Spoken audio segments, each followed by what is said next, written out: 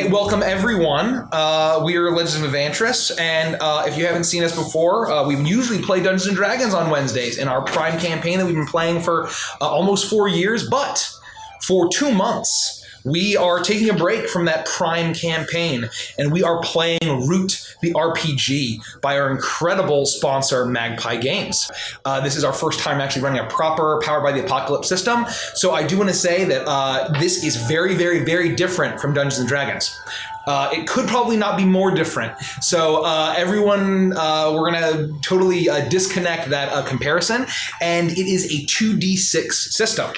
And no matter what, you only ever need 2d6. So the only dice I have on the table are You need 2d6, games, and that is always going to... 4 in case 2 of them fuck. That is going to be the case. I don't even own these. And so with that, we are playing in the world of Root. And so this is a world that is specific to this campaign that we created based on the world of Root. It's called the Dimwood. And our party, and we can pull up the map, Rich. Why don't we do that? So you can see the map of the Dimwood here. It's controlled by a... You see that there's 2 factions here controlling it, and I'll get into my narrative. There's the Marquisate, which is a faction controlled by cats that is bitterly opposed to the Erie dynasties, and they are these aristocratic birds that used to rule the forest. And our party, you see the little gray meeple, the little token right there. They are vagabonds, a group of forest creatures that just wander around and seek their own fortune, and they have their own goals that they're trying to achieve. What we're going to do is we're going to go into introducing our characters. My name is Grumley. I am a dog, specifically a pug dog, and I work very loyally and very happily for the Marquisate. They were my cat masters, and I was a deputy to a sheriff. And it all was working just fine. They fed me well.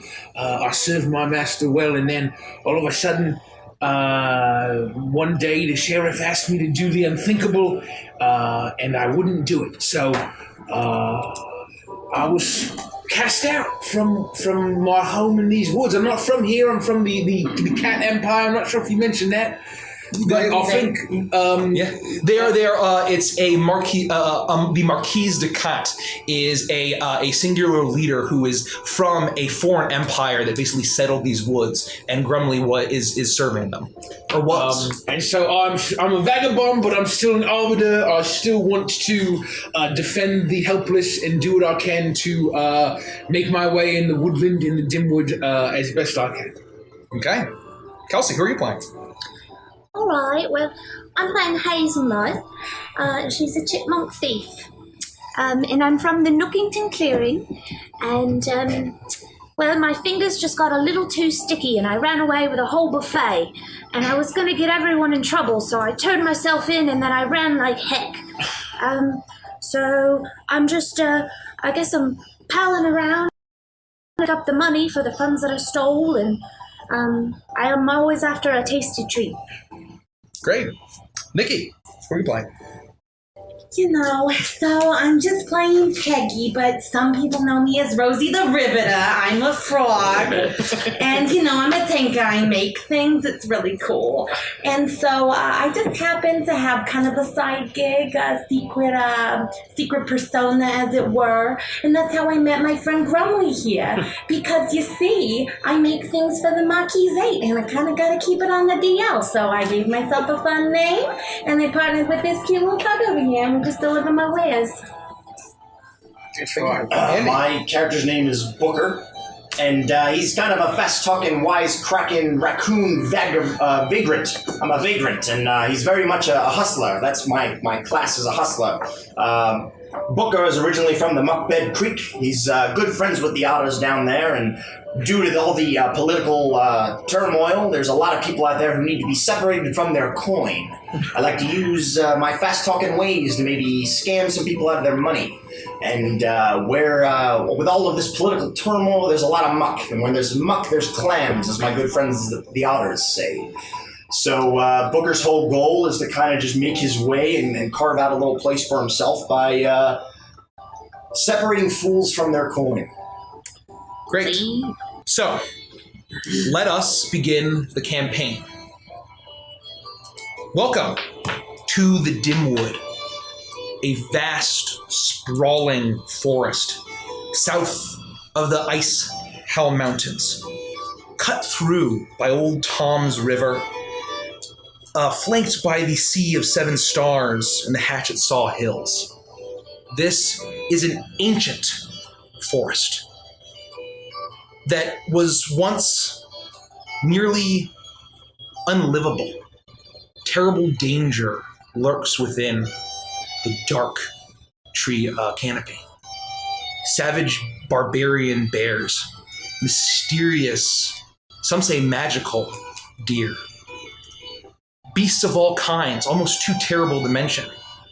That was until the Erie arose. The Erie dynasty, a proud people led by birds of prey predominantly, brought civilization, if you would, to these forests. They were the ones that created the clearing. They carved the paths and allowed the denizens of the woods to live comfortably, predominantly mice, rabbits, and foxes. As the rule went on, however, there was squabbling within the aristocracy of these birds of prey, and there was a massive civil war that almost wiped out the Erie entirely. Pushed back to just a handful of clearings, it wasn't long before an opportunistic feline set her eyes on this forest. Coming from a great empire far away, the Marquise de Cat had been sent by her country to become the new ruler of this forest. They saw a lot of great opportunity, rife with natural resources and a population to be controlled and to get taxes from. And they cut their way through the Hatchet Saw Hills and developed a foothold. And with the Erie in such a devastated state, they took over almost all of the Dimwood. And while they were effectively an invading species, there were jobs for the denizens of the forest. Industry was brought, great mills, workshops, field hospitals, medicine, things that the Erie had never really provided, despite the Erie bringing civilization. So although they were still paying high taxes, it was not the worst thing. However, the Dimwood is populated by a huge variety of woodland creatures, and 4 of these creatures sit around a campfire in the forest, not far from the path, north of Okax Hollow, the seat of power of the Erie. All 4 of you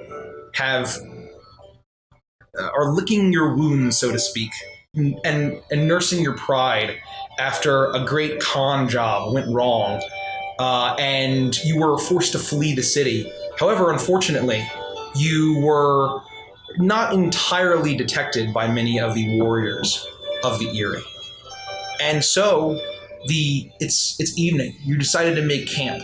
You haven't been attacked by any horrible giant spiders or barbarians. And that's a thing. You don't know. They speak of the barbarians of the forest. Oh no!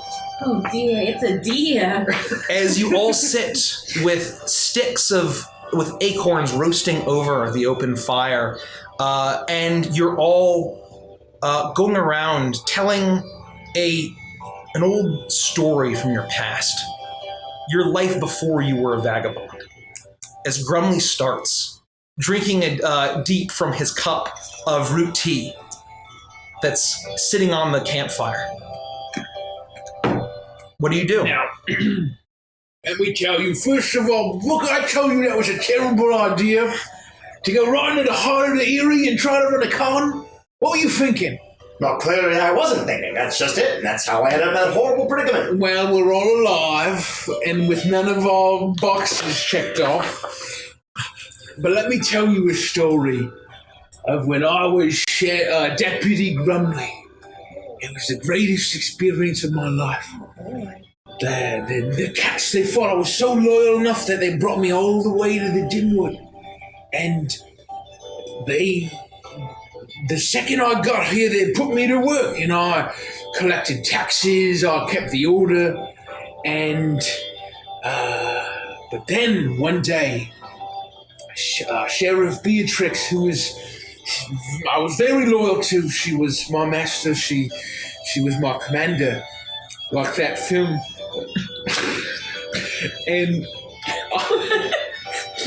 Starring Russell Crowe. Hey, boomers. You remember Russell Crowe? And there was this poor rabbit family that couldn't pay their taxes. And so I'm like, no, that's all right. Just hopefully you'll sell more pies next month and you can pay your taxes for this month next month. What kind of pies? Oh, I don't know. Whatever pies rabbits make. I don't know. They don't taste the same to me. Are they meat pies? I don't. I'm pretty sure they're carrot pies. Maybe they're carrot pies. Whatever So it more is. like a carrot cake than it is a pie usually. And so I went back, and Sheriff Beatrix, she tells me, we need to make an example of these people. We need to burn down their farm. If we need to do worse, so be it. Because they didn't pay their taxes. And I said, no, that's not right. These people can't pay their taxes. It's nothing they did. Maybe they had a bad harvest, maybe. I forget what they told me. But they told me something that sounded good in the moment. And I believed it. And I'll still believe it. I think it was a true story. And I wouldn't do it. I'm not going to destroy the livelihood or potentially kill these poor little bunny rabbits. Oh, they were so cute. Oh, these little bunny rabbits. And so on the spot, she fired me. She released me from my duty, and I was cast out with the rest of you lot. Oh, Grumley. And this has been, how long ago was all this? Probably like a year. A year ago. This was now a year ago, and here I am, camping in the woods, about to be slaughtered by a barbarian or something. That's terrible. Well, I certainly hope not. You know, that was just as bad the first 76 times you told us that story over the past few months, as I mark another check down on my book. Told the story. You know, Peggy, I was going to ask you exactly that. I can always count on you to keep tally of those things. Yeah, you know, I got it right here in my ledger. Whatever happened to the little bunnies? Let's see if he gets it right. Well, as far as I know, they had someone else do it.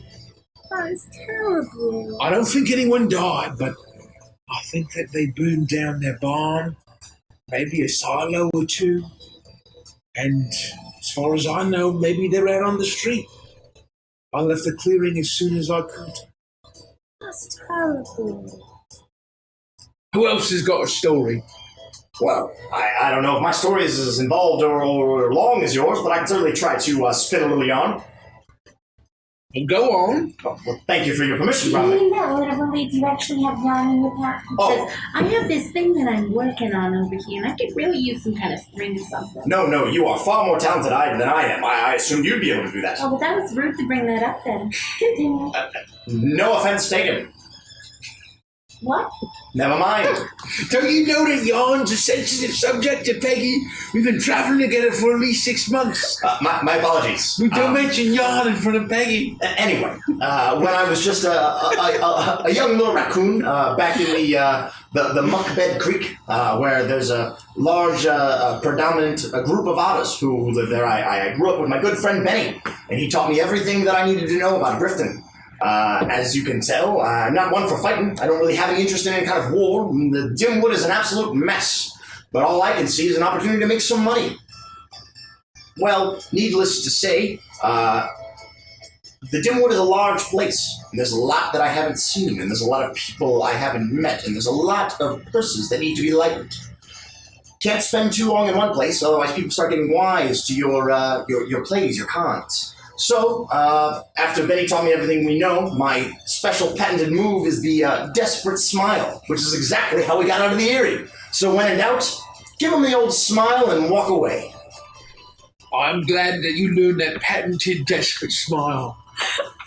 I'm not sure the validity of the pattern you have on that smile, but I'm not in that business anymore. I'm going to talk to Peggy about I that. do actually have a scroll here somewhere that talks about everything you need to do to file a patent. Thank you. I'll be sure to take notes later. Sure, we can talk about it.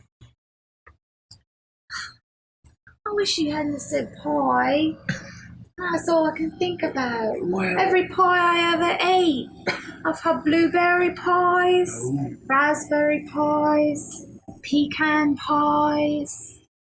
I think my favourite pie is my mum's pie. She makes a bumbleberry pie that's just unbelievable. And she won't tell anybody what the secret ingredient is, but I've got my nose out for it.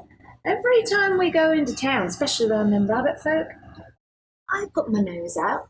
I'm sniffing around for it. wait, hold on. So it's maybe the secret ingredient is bumbleberries. Have you ever considered that? You know, if it's in the name, I don't think it's very secret, is the thing. Well, maybe that's... I never thought of that. You hide it in plain sight.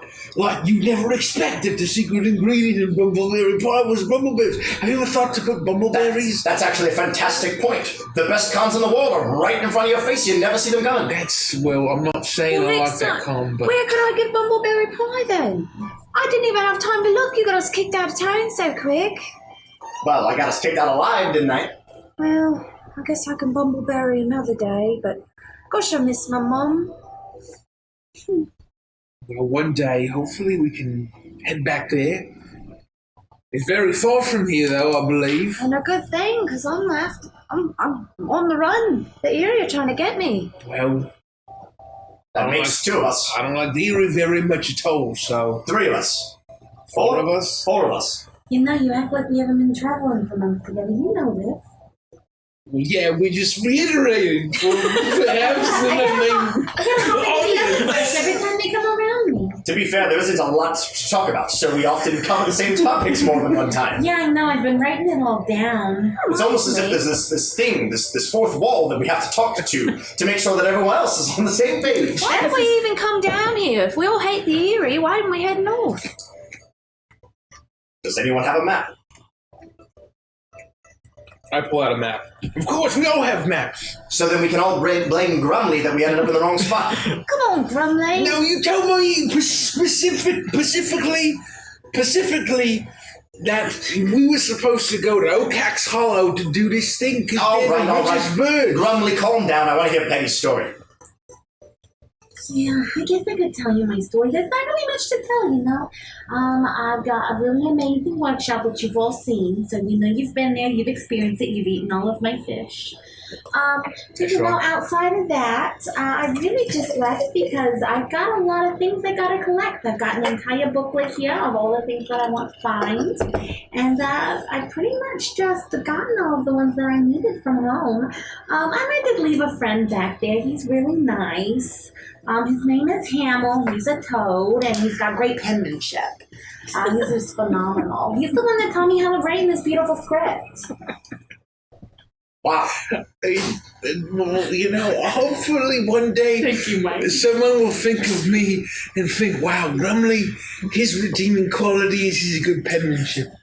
Unfortunately, that was the only class I failed in school. No, he writes like he's running out of time. But you know, I need him a clock for his wrist. I call it a skin clock. What an interesting name. That's terrific. Yeah, you know, it's kind of in it. I haven't copied it. It's not a TM yet. Is So it made from It's skin? not patented yet, is what you're Yeah, saying. actually it is. It's made from leathers. Oh, so it's literally a skin clock. A clock made from skin. Yeah. So, it's as you're all debating what constitutes a skin cloth, as you start to hear a branch snap in the dark woods past you. As you, as soon as your attention is drawn, you see through the forest, and in the same direction is what seems to be a swinging light. Almost like it's coming from the lantern, heading directly in your direction, swinging hastily, jaunting all around. And it seems to be getting closer as the light gets larger and larger in your direction. You just hear it snapping. All right, everyone, look alive. What is Look that? alive. What do you do? Who goes there? Yeah, we're not looking for any trouble now. Just make yourself known. I'm gonna hide back in the bushes a little bit. Okay.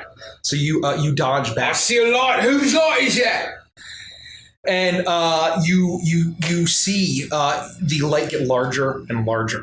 And there isn't an immediate response as the cracking of the branches and the twigs and the rustling of the brush around you. You start to hear a panting, and you hear a voice call out, "Oh, I'm on the run! I mean no harm!" And you start to see a figure emerge, and you see feathers, brown feathers, not unlike the eerie soldiers that you ran from. And bursting from the clearing, you see an owl, a great horned owl, not flying, holding a lantern, and you see that one wing is in a sling as he wears a large black coat, a bent top hat on his head as he carries a lantern, as his eyes are wide, as he stumbles into your clearing. He looks around almost confused at you.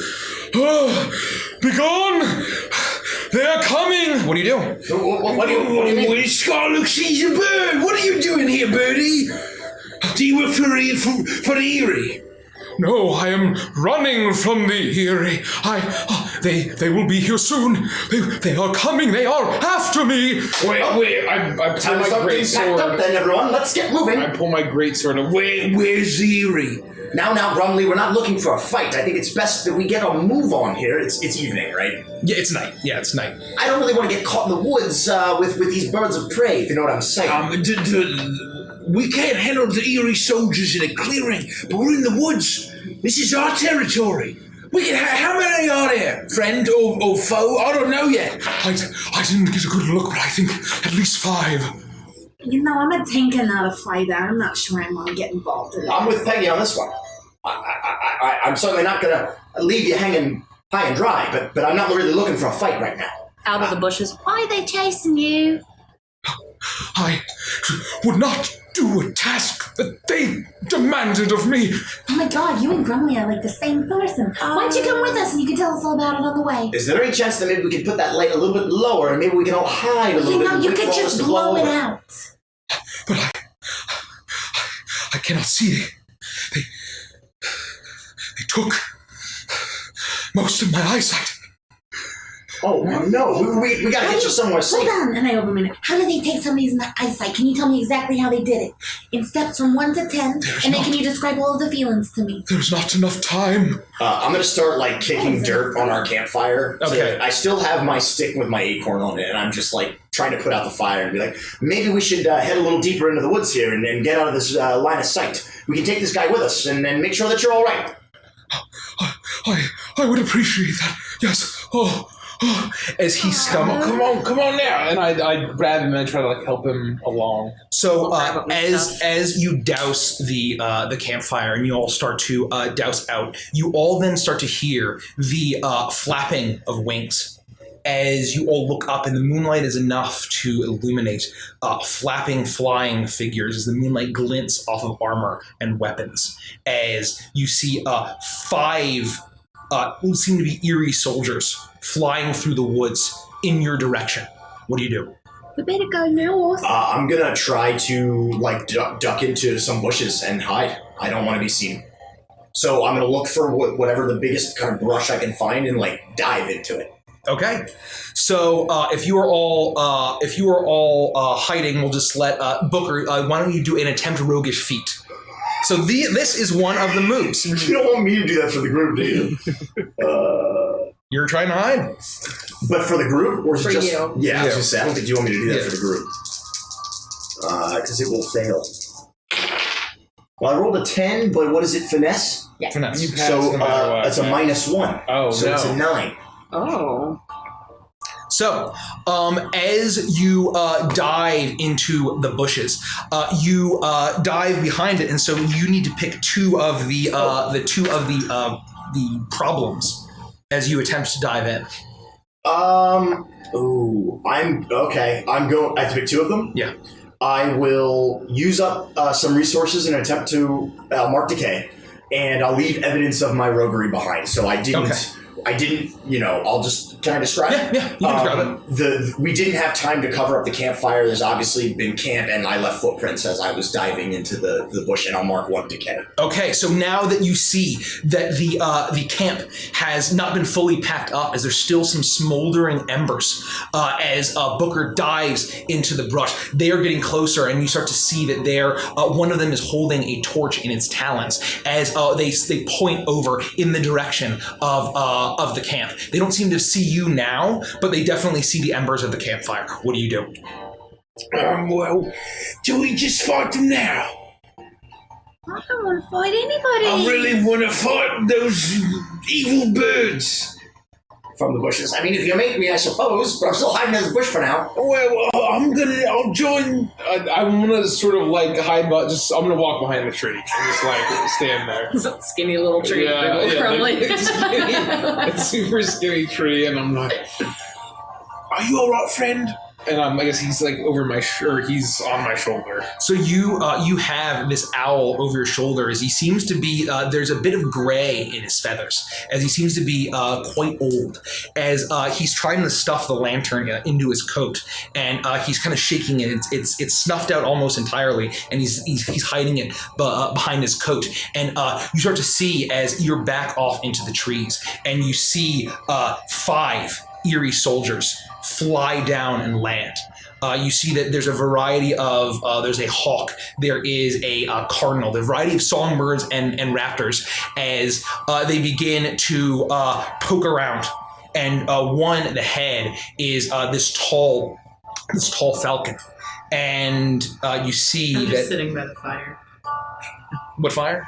The one that we had made. I never moved. Oh, okay. So So Booker just kicked Ash in her face and ran. Can you hear this? Oh. So as they fly down, they see you, Peggy, sitting there, and they as they land, and you see that they all stop for a moment as the one at the lead draws a sword and looks at you. You see his eyes, his evian eyes going up and down, and looking around the campsite, and says, "A vagabond." Yeah, just hanging out here by the fire. Have you been traveling with an owl? No, I ain't seen no owl. I'm a frog. It eat me. Are you sure he came in this direction and he's not very fast? Well, then I think if he's not very fast and he's not here, you might be in the wrong direction, friend. Have you seen a light in the woods? Yeah, there's one flickering off over yonder. I figure it was lightning bugs. Which direction did it go? Oh, shit, I had a little something. I'm gonna close my eyes and point, and I hope it's right, alright? I'm gonna point over the opposite direction from where they're at. This is... could you please roll with cunning to tricking an NPC? I have little nips. 9.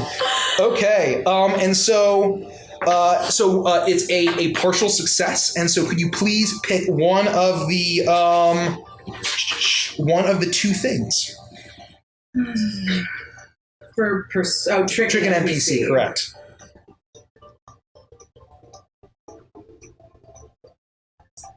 So I don't understand. So what does it mean you gain a critical opportunity? So a critical opportunity will be, for instance, like let's say that they stumble and they might be confused and they might turn around and kind of look away and start squabbling where their attention is totally taken off, and you can maybe either book it into the woods or stab them in the back or doing something like that where you have a fleeting opportunity to take advantage for a potential.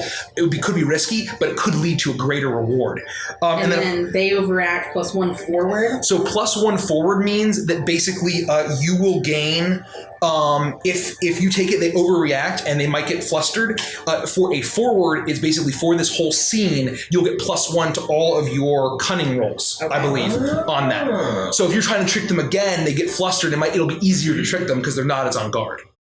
So I choose 2 of these? You just choose 1, correct? Okay. Yes. They overact, take 1 forward against them. As they all look around, you are a drunkard, madam. You are a drunkard. Do you expect us to believe? No, but I didn't ask you to come here and ask me questions either. Please tell us right now. I did. And my tongue's gonna fall out of my mouth and probably grab a fly. You know, I think you're right. I don't think it was that way. Because I tripped over that log you're standing next to, and I fell that way. Because I saw it over that way. I'm glad you asked me again. Got my head on straight. Had time to sober up. Make another trick an NPC with +1. God. 15? Oh. 15! I got 2 6s. I got a 12 plus 2 plus 1. 15. Shit, that's a max roll. 15. You see a woodpecker step up and lean in, and only you can hear this. I think he's getting away, sir. I don't think this frog has anything for us. She seems like a drunk. Stop! I know! Go now! And he screams, and all of the 4 other soldiers immediately get flustered and fly off as they take off, and they head directly in whatever position you sent them. In the complete, they're over In the that way, complete, I'm yeah, in the complete opposite direction. a completely opposite direction. So they're probably heading west, and you just send them totally west, and you all wait for a moment, and then they are gone. And then you sitting alone in the campsite, you see Peggy basically just totally trick these eerie soldiers as this owl looks and he says, "Oh, are they gone?" I'm going to poke my head out of the bush and say, well, Peggy, very well done. Cunning and bravery to boot. And I'll jump out of the bush and I'll go and just sit right down next to her. What time of year is it? Like, what season is it? It's probably about autumn at this point. Yeah. Why'd I even ask? It's about early autumn. That was quite the display. What was? Everything that you just did. That was well done. You tricked those stupid birds. No, it's Twist it all that around. hard to I trick mean, a I didn't bird. know what but- else to do. I was sitting here and I was thinking to myself, Hammer would really appreciate it if he wrote down exactly what happened to the guy. And I turned to look over to see the owl, and you'd all jumped into the bushes. And I look up, and then these 2 birds standing there. I had nothing else to do. Well, I was ready to fight them both. Why are you always trying to hurt people? You I'm didn't not do trying to anything. hurt people, I'm trying to hurt birds. There's a big difference. Well, The that's foul fine, but I'm eerie not is just- trying to take over control from the Marquisate. Well, that's true. And But they're birds cle- are people too. Well, they're people, but they work for the Eerie. And Eerie, they're up to no good. Isn't that right, friend? What's your name, friend? Yes, my name is Jericho. Jericho, my name is Grumley. It's a pleasure to meet you. You all saved my life. I am in your debt. Yeah, that was mostly Peggy and Brumley, but mostly Peggy. But if you'd like to pay us back, we'll be happy to take You, young lady, Yeah. thank you. Oh, you're welcome. You feeling any better? Hold on, let me touch your forehead. It doesn't do anything. I don't have any way to do medicine around. You touch his forehead, and through the feathers, you feel a good amount of warmth. Oh, actually, would you mind if I had a couple of your tail feathers? Like, if you don't need them or anything. Oh, you saved me from the capture, so I would not be able to continue my task. Of course. I'm gonna pluck out 4 feathers and put them in my pack. You do that. I'm going to take the acorn off the end of my stick, having it had been cooled by now, and say, friend, do you fancy some acorn? I would fancy anything right now. Please, help yourself. And you see his beak tears into this large, comically large cartoon acorn as he scarfs it down in 4 great horned owl, which are in nature carnivores. This is root, so he enjoys it and is perfectly sustained. Would for you that. like part of my flesh? No, you go. I possibly couldn't. Oddly enough, though, that's going to be one gold piece. Oh, excuse me. Yes, if you have any coin, that was a trade. Clearly, you purchased the acorn from me. No, He's destitute. Look at him. Look at you. I mean, I just figured I would ask. Look Well, at this somebody guy got- going from please feed the poor owl to we should kill all the birds. That's what I'm saying. I'm just trying to help a fellow No, friend no, out. Yeah, how do birds. you actually feel? Do you want the birds to die or don't The you? birds that work for the Erie is what I mean. This guy is against the Erie. Are you against the Erie? You never actually said. You just said you was running from the I am a member of the Erie. Well, Easy, Grumly, easy. Grumly, calm down. What do you Grumly. mean you remember of the Erie? Don't make me put on my ribbiter outfit.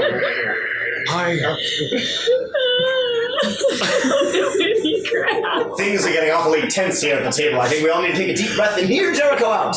I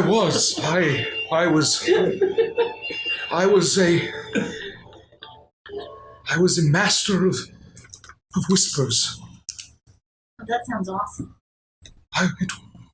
It was my life, getting inspiration, information, spying on the denizens of the forest, making sure that we were watching every move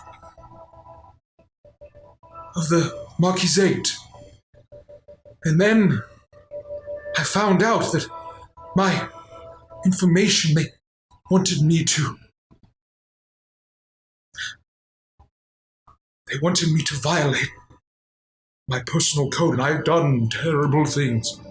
My wings are stained with the blood of many of these denizens. Oh, boy. But I could not and would not allow them to destroy whole clearings, even if they are cats. They are invaders. They're still civilians. And, he kind of puts his lantern down. Wait, you mean to say that the Erie plans to wipe out entire clearings? Cats and otherwise? Yes, my information, my network of spies, we discovered a plot by the Marquisate. Great horrible machines of destruction can wipe out entire swaths of forest. Instantly. You said machines? Yes, I I don't did. have the blueprints for these machines. Would you know where to get them? No, well, you may be able to get them in. It was a very dangerous mission. I lost yeah. 3 informants and Yeah, but New the machines, Felicia. The machines, where would the machines be, or the blueprints? the ones that I had, the most potent of them were in New Felicia, New Felicia. the capital. You're from. That's where I used to live. And that is quite a ways away from you. Wait, so you're saying that the cats actually have these machines that are wiping out the clearings? Yes, but it was then once they found that out, they devised their own plan. They wanted to seek out ancient relics from ruins around the Dimwood, the bygone civilization that may have dark magics, and I wouldn't have believed in magics. Well, you know what they say. Our ancestors knew a lot that we don't know, and they have a lot of technology that we don't currently have, and they use a lot of things that we don't use right now. And it'll be really important, I think, for us, if we were going to go, and we were going to look into these things, and maybe we could look into it. We could all go, we could figure it out, do you think? I don't know. What? Wait, hold on. So, what I'm getting from all of this is you used to be the master of whispers. Yeah, that's I was. Can you show me how well you whisper? Yeah, actually, that's really good. I would we love need to to see confirm. just how masterful you are at whispering. Yeah, no, we gotta confirm who you say you are. That's right. You can't say you're the master of something and not actually do it. Before I trust you, I need to understand, are you who you say you are? Let me hear you whisper masterfully. It absolutely amazes me that somehow, some way you were able to see through the con that I tried to play on you. Wait, who? You. Me? Yes. Wait, what was the con? I'm sorry, my friend. Continue. I've had a lot of root tea tonight. I don't think you understand. And when I refuse, they That's not a very convincing whisper. I agree. It's a metaphor! A metaphor! Did you say They have my daughter! Did you say a megaphone? Wait, they have your daughter. Wait, what? They do. Oh no. What are they gonna do with her? The Eerie. Here, yes, they took her from our home. She's all I had. They told me they have her somewhere in these woods. Where in these woods? Do you have any clues? You You know? just No. told us somewhere. Well, no, but is there any Do more any of us information? know of a clearing named Somewhere Clearing? It was their threat.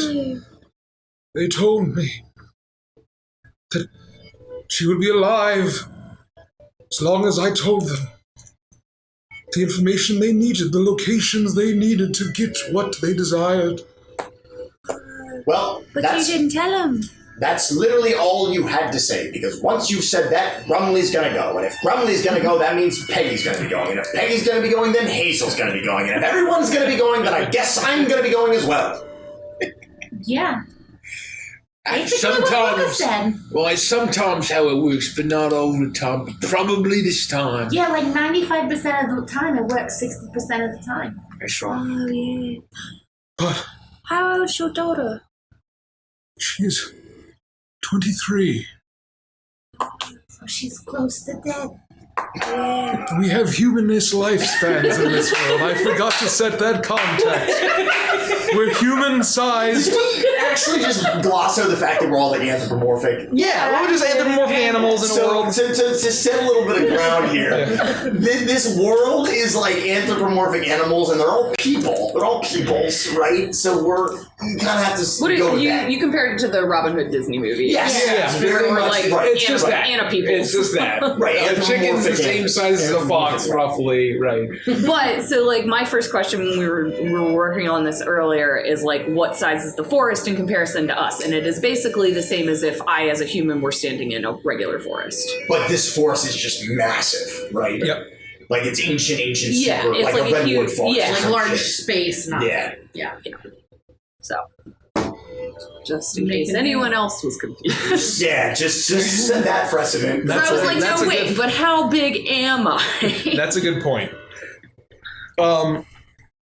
So he looks at all of you and says,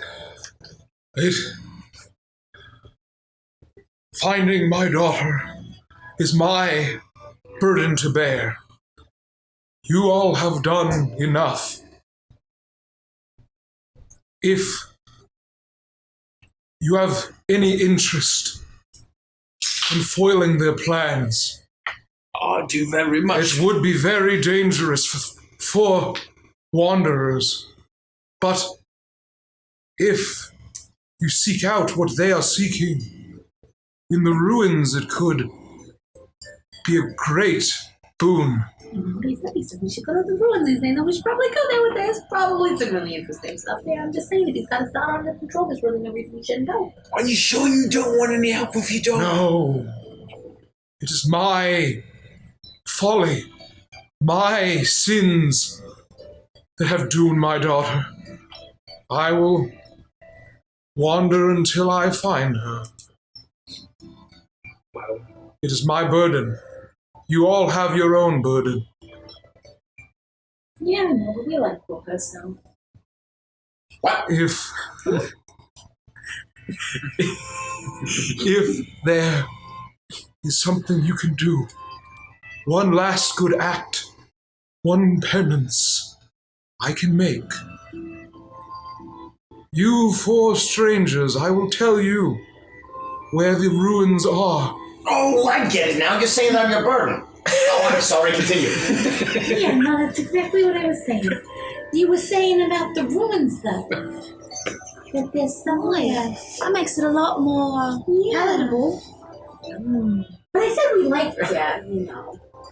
It's true. Yeah. We have kind of kicked out of a lot of clearings. I'm sorry. Wait, who do you He's know? like this all the time. I think I'm not understanding what you're talking about. So he made a comment about we all have a burden to bear, and he wasn't talking about bears as in like bear bearing. Oh, I thought he was talking about big buildings this whole time. Burdens Oh, that we carried no. with us, and that made me think of this guy over here. Because if it weren't for him, we wouldn't have gotten kicked out of I still feel like I'm the only one who's absolutely horrified to learn that may be a thing. That you Don't get say it again. If you say They it are 3 very times, real. they come out of the woods. Beware the barbarians. Oh, now we're done for. Wait, so they're real. Barbarians are real. You know, he's not going to Yes. stop talking about barbarians for the rest of the Ever night. since I arrived at the Dimwood, I've known the local townsfolk are, don't go into the woods. There's barbarians. Oh, And I just thought it was kind of like dear. Oh dear, what? They would say that too, you know? They would say, Don't oh dear, go into the oh, woods. you're right. They would say, oh dear, there are Hey, barbarians. if you No, are oh dear. Oh, worried dear. of bears and wild boars, But anyway, you were saying about those ruins where there could be potentially a lot of things that I could think of. I'm ready to draw a map. yes, I have, in my last act, I think I've deduced the area of the clearings with Oh, the... but you know, to be fair, Brumley's also a burden, you know. It's not just you, it's also Brumley. You were saying. where the clearings that were closest to where I believe the ruins to be. Yeah. Do you have a map of the Dimwood? Someone! Yeah, we do. Someone! Come on, Brumley, get it out. Hold on, let me get my map out. Oh, here it is. Here it is. See? He takes it and he pulls out a wooden pencil or something. I don't know. What do you... Oh, look here. And I pull out one of his feathers and I turn it into a twig. quick quill and pass it over to him. Oh. He I goes... crush up some beetles and make a quick ink. Here you go. Oh, hey, thank you. Screw those beetles. And he marks on the map Reconnoiter Ridge, Rye Barrel Falls, Drakesmith. Wait, are you saying there's multiple of these ancient ruins? and Muckbed Creek. Oh my god, you're saying there's multiple of these ruins, or are you telling me we have to go in that order? Therefore, That can't be right. You put down the muck bed. Yeah, that can't be right. No. Wait, what were they again? Reconnoiter, Reconnoiter Ridge, Rye Barrel Falls, Muckbed Creek, and Drakesmith. Drake's Mouth is how it's spelled. But you may pronounce it Drakesmith. Correct. You're snooty. You know, 4 total places where I can go and help whatever's going on, the big picture. So if we do this before the Erie does, we can save a lot of people? You could. And you will have a terrible price. Terrible burden. That No, much but power. If you just met him, you could at least be nice. A terrible burden. I'm so sorry. I didn't tell him he was terrible. I'm pretty sure we're back on the ruins here now. I'm pretty sure. We're not in the ruins. He just told you where the ruins He's are. Just talking so about the ruins. You've mentioned the word burden like 5 or 6 times. Are you referring to Booker when you say burden? Because I think Peggy thinks that you're saying or referring to Booker. I thought you were saying there's a terrible bird on, and then we kept cutting him off so we don't know what the Wait, bird's on. he has a bird on? Ew. Oh, No. Well, ladies and gentlemen, Booker's leaving the party. I can only hope the Erie eats me alive and I step into the first clearing. I thought we talked about that, and I told you that it made me uncomfortable. well, I thought Say you... things like I that. thought you the one who said bird on first. I mean, no, he like, said there's a it. bird on a rock, there's a bird on the tree, there's a But you bird on said anything. bird on. No, that's a great A point. burden! Oh no, There's a bird in where? Probably the ruins. Oh. A burden. That much power. You could sell that to any one of the factions that competes for the Dimwood. Sell it, you So say? you're saying there's one of these ruins for each of us? You will need all 4 Yeah, no, to unite it's the power of the lost dear king, the blazing heart. When you say Dear King, are you talking DEA or DEE? D.E. Are you okay? Are you having heart palpitations? I may very well. So, Can you answer my question now? Are you talking DEA or DEE? DEE. Oh my god, are you okay? Are you having heart palpitations? I think I am. I almost died. Okay, so anyway, are you talking DEA or DEE? Deer is in the druids that Okay, stalk DEE the woods. is what he was talking about. And what was his name? You said the Deer King? The Deer Deer King. Flaming hot. Deer So King. you were. Is that his name? Flaming Heart? Was it the lost or the last? Lost. The lost Deer King and the blazing heart. Yes, the blazing heart. Oh, oops. Sorry. It's weird, you know. The Make one that who to you. brought this woodland to ruin centuries ago, and the horrible magic that they practice in these woods. The ancient relics remain. Why, so his name is Burning Heart? Is that what you're I saying? do not know of his name.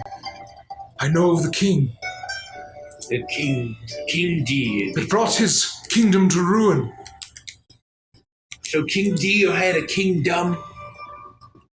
What? Are you saying that King Deer had a kingdom? I think it means kingdom like the one word.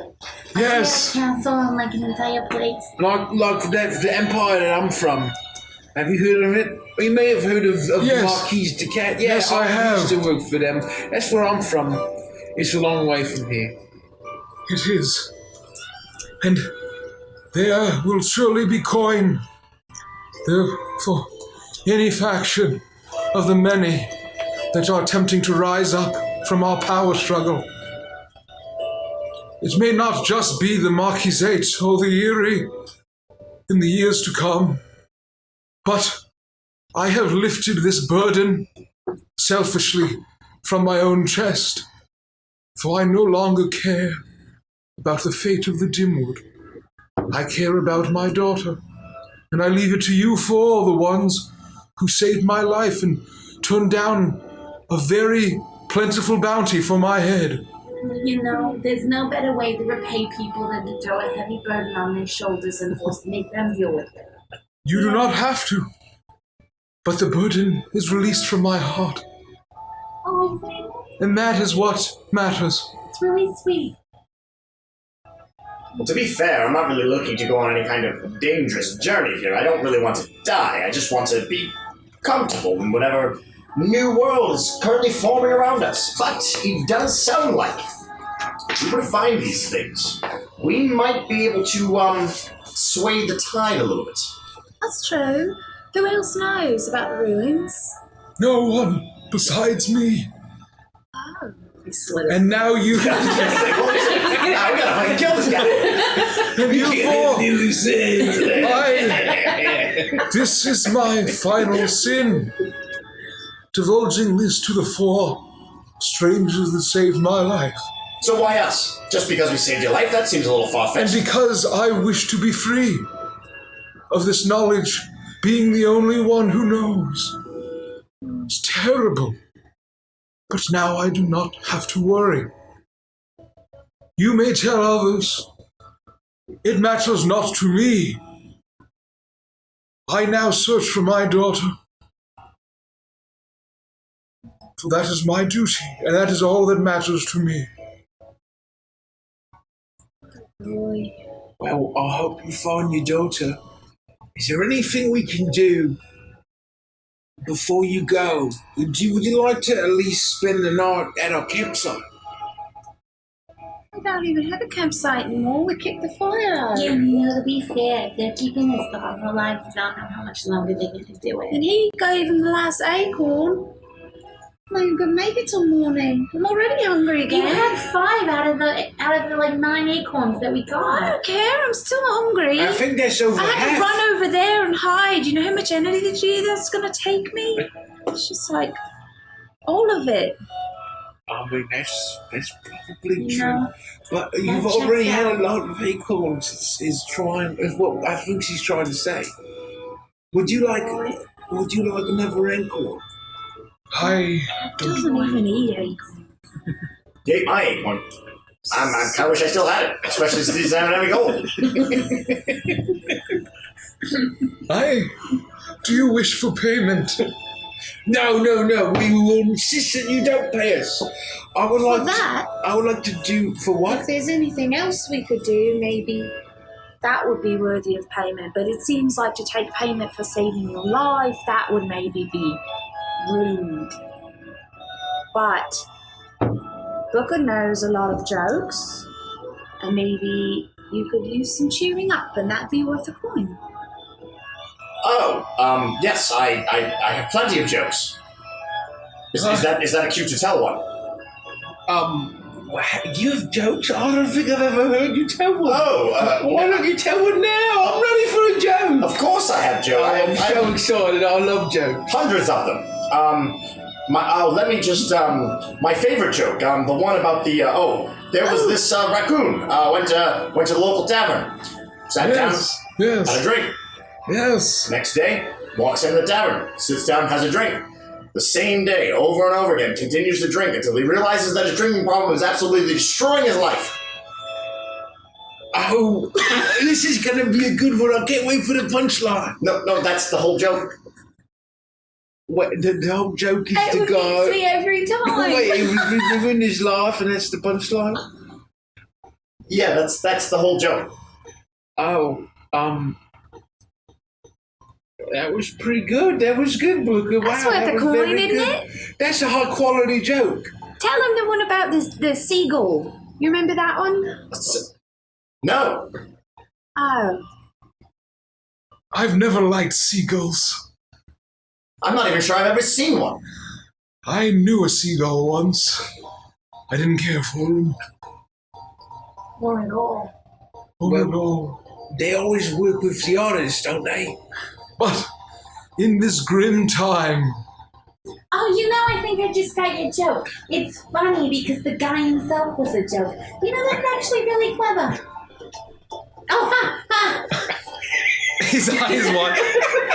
His eyes wide. Please.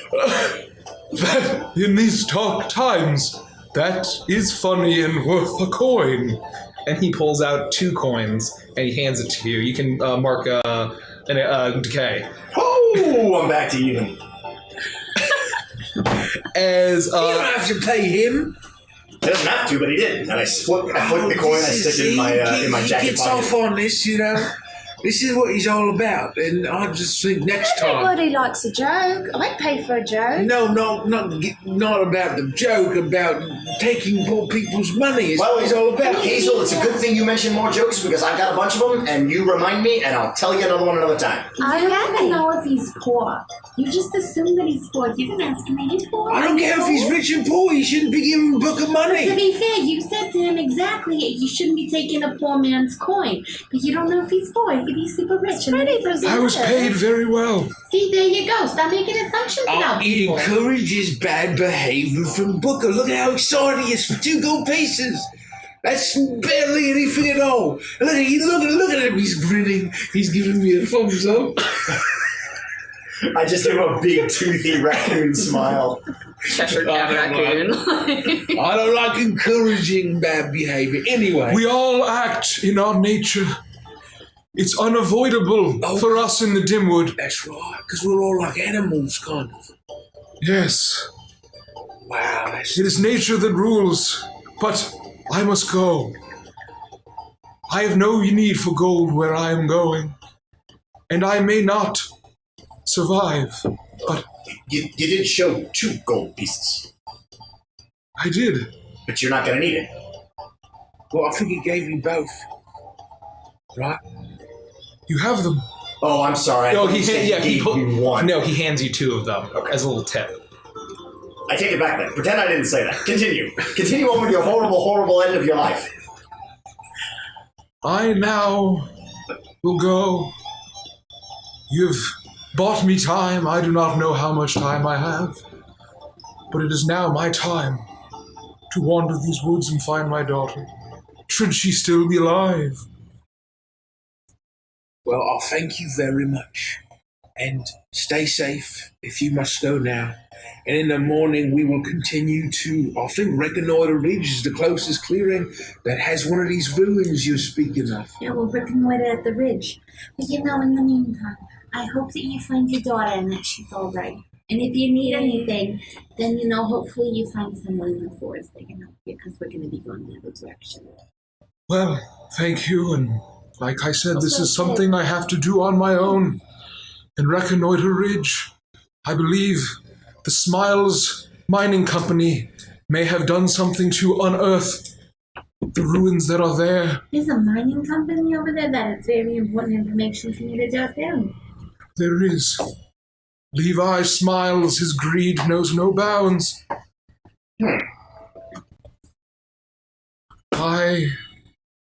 You may be able to find the ruins to follow what the mines have uncovered. And with that, I begin my journey. Goodbye, strangers. Good luck, friend. Thank you for lifting me. Lifting this burden off of my heart. We will do what we can to stop this terrible evil from the ancient Deer King, and whatever else anybody else took notes on, because all I got was King Deer. Literally, Blazing heart something. burning heart something. Anyways, I'm gonna stop at nothing to stop the evil that is capable. That same doesn't really make much sense, because that means you're going to stop at nothing, which means you're basically doing nothing. You don't want to stop is the entire point. Well, no, I'm just going to continue eternally is basically what you want to say. I will And going to continue stop at eternally. doing nothing is not going to get you anywhere. That's fair. That's fair. That makes sense. Jericho, I hope you find your daughter. Thank you. And that she's not dead yet. I believe in my heart that she is alive, and I will keep her flame burning. They may have taken my sight at night, they may have taken my wing, but they cannot snuff out her light. Goodbye, strangers. What kind of lamp does he have? It's a black lantern. It's a hooded lantern. Does it have glass? Yes. Can I see that? Like just one of those panes? What would you like to do? I'm going to take one of the panes, smash it, take a rock, and carve around and make him a pair of spectacles. For your eyesight. So you can find your daughter a little better. Okay. So you smash it, and you take some metal in your. So you have like some metal to make it. So why don't you want to mark a decay to basically use your supplies, and you fashion him these spectacles that seem to fit his yellow eyes, his huge yellow eyes, and he puts it on the end of his beak, and his eyes kind of widen, and he blinks, and he says, I can see again. Well, that's great. Thank Hopefully you. I'll help you find her. Thank you all. Be safe, and I hope you find your daughter. Good luck, my friend. And good luck to you. Do what is in your natures. Carry your burdens how you will. It is all we can do in the Dimwood. and you see him turn as he slowly walks out of the clearing, and you see as the light from the lantern as he wanders off gets dimmer and dimmer until it fades into the night around you. That was really nice. Yeah, he was. I think we should get a good night's rest and then set off immediately for Reconnoiter Ridge. If I look at the map right here, once this thing works here, there we go. No, I gotta do one of these things. If I look at the map, it's just straight to the northwest, I think. It is. No, time finding the mouse. I do. Oh no, there's not. I think it's a fox clearing according to this map here. But we're in these woods. We're in these woods right here. And I point at the woods we're in. Yep. It should be not even a day's travel. Provided everything goes well. Yeah, provided you don't try and ambush, people and kill them. Yeah, we should just try to sneak around. I think at the very least we need to remember that life is very difficult out here in the Dimwood, especially this past year or so, and we should make things a little bit more difficult for ourselves. Well, if I see a bunch of eerie soldiers in a way that I can defeat them very easily, I'm going to take that opportunity. just remember, you're probably the only real trained soldier amongst any of us. Some of us are just along for the ride. Well, you guys can just watch me do it. It's fine. It's not like I need your help to kill 5 of them. I mean, 5 was a little too many. That's why I didn't just charge in and I let Peggy do her thing. But what I'm saying is, next time when there are 4, I can handle it no problem. All right, Grumly, whatever you say. Can I climb? Yeah, it's a raccoon. Yeah, you can climb. I'm gonna scurry up into the nearest tree and say, well, good night, everyone, and sleep up in the branches to avoid being seen by any wandering eyes. Okay. You scamper up, and you all take the evening, and left with the thought of the burden that has been placed upon you. And it seemed as if Jericho didn't really care what you did with this information. Take it or leave it. It could lead you to great profit. It could lead you to potentially saving lives or taking a great many of them. The information was yours to do with what you would. And you all enjoy, you don't enjoy a long rest, so that's not a thing. You wake up in the morning. You gotta break the mentality. We're all This is Dungeons and Dragons. This is Dungeons and Dragons. You all awake in the morning, and you are ready to set forth to reconnoiter Ridge. And you are just far enough out of the forest where you could choose to get on the path and go that way, but you know it is heavily patrolled by Erie soldiers, and as well as Marquisate soldiers, as it is a border between their power struggle, and there's a great number of battles. Or you could choose to travel through the forest, although you know that there's dark creatures within. What would you like to do? What do you think, fellow vagabonds? No. I think maybe if we go through the woods, I could pick up some nuts and berries as we go, and that would make me pretty happy.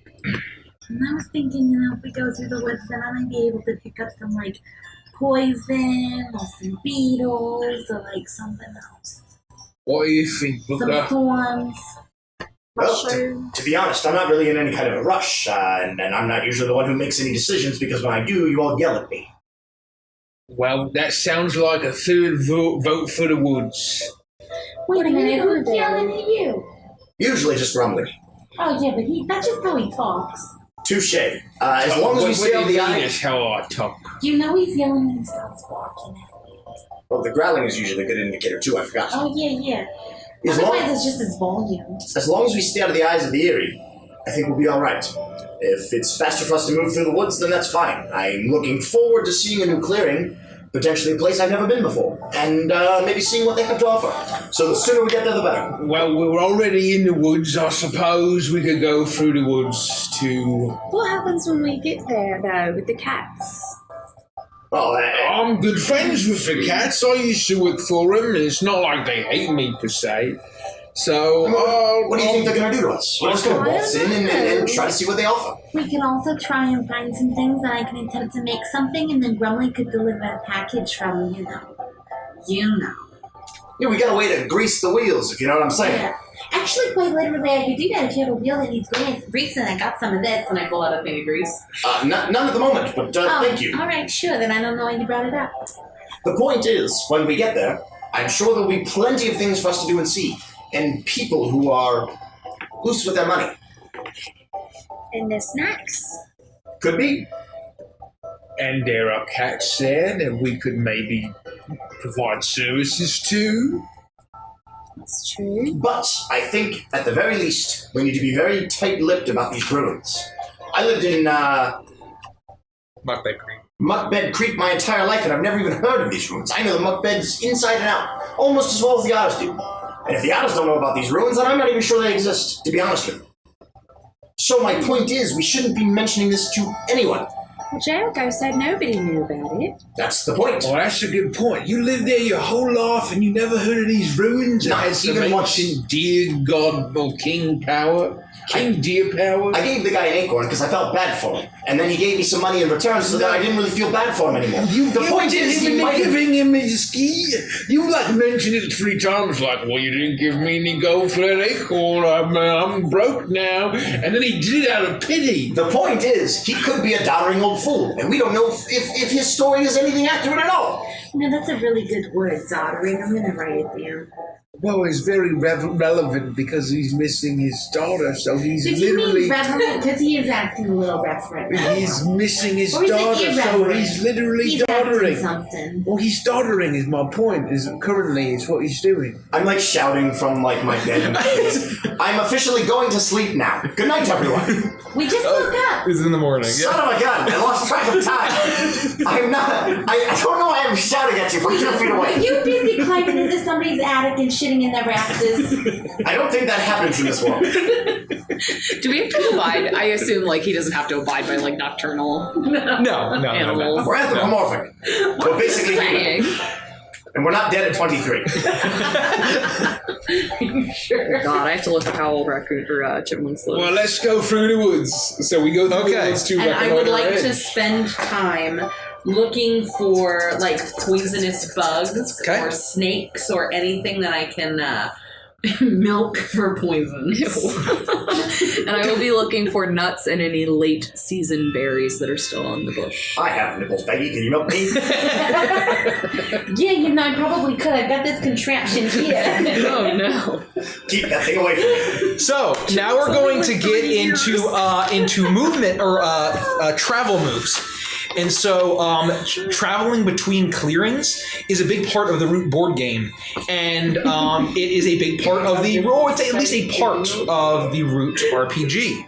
So it's different where between traveling on the path and traveling in the forest. And the party of vagabonds is going to decide how many resources they're going to expend to make this journey. And they're going to make a group roll with a modifier, and depending on how many supplies they utilize to go through. If they were traveling on the path, it would be how quickly they go, and so they would be spending exhaustion rather than decay. Question. Go ahead. What is the... it's a straight roll, right? Straight roll. There's no modifier. So, okay. Well, it's -1 if... No, but I mean, it's not like a finesse roll, or it's not like a correct. luck roll. Right. Correct. Yeah, the modifier is determined by how much you all put Got together. it. So it really doesn't matter who rolls. So if you put in 3 or less, okay, then you're at -1. If you hit 4, that's a +0. 5 is +1. 6 is +2, etc., so on and so forth. Well, I'm happy to volunteer at least 1 decay. It's the start of the day, and I'm feeling pretty good. I'll use some of my own Did supplies we get as our well. decay back at the beginning of the day? Oh, no, you need to resupply. Oh, okay. Yeah. Does You finding heal things like that just we're from picking up, something does that count? I don't know. What was that? Just like picking up things in the woods, like how we're looking around for things, does that count at all? I would towards decay. I would say that if you're being deliberate about it, you may be able to, depending on what you find, you may be able to get a. I know that's a ranger feature to actually be able to get 1 decay by going through. So, but So you may be able to find stuff that like it's helpful, but it may not count towards the decay. Aurora Eagle, the base game set, is powered by the apocalypse. Right. Yeah, we can just anybody that's just tuning in. The game is by Magpie Games. It is based on the powered by the Apocalypse system. So if you play one of those games, it's very similar, and it's sort of built on top of that engine. Right. But the root rule set is not available yet. Yeah, so the Yes. Kickstarter is going to be starting soon. So we're playing it through the Kickstarter, and we'll have more information on the Kickstarter once there's more information. Yeah, so hopefully, you'll be able to see more sneak peeks soon, but this is, probably one of the earlier sneak peeks you can get of the RPG, so hopefully you enjoy it. So enjoy. Stick around. Yeah. So, how many resources or how many decay are you all going to put in? Well, let's all start by at least saying what we're willing to. I'm willing to do 1. I can go more if we need to. I'll put in 1. I'll do 1 as well. Yeah, I'm gonna ignore everybody and I'm gonna focus on getting all of my stuff. Okay. It's very important. Well, that's 3. I'm thinking I can feel this is decay. Yeah. Oh boy. I'll put in another 1. But I'll do it begrudgingly. All right, well, if we I do that... acknowledge your begrudgingness and I continue to hunt for bugs. So, you're going to make the roll at +0.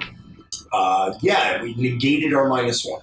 Okay. With the 4 decay. Yes. So anyone can make the roll that they would care to. You did too, so you make the roll. That sounds like a terrible plan. 11. Hey, it's a 11. roll.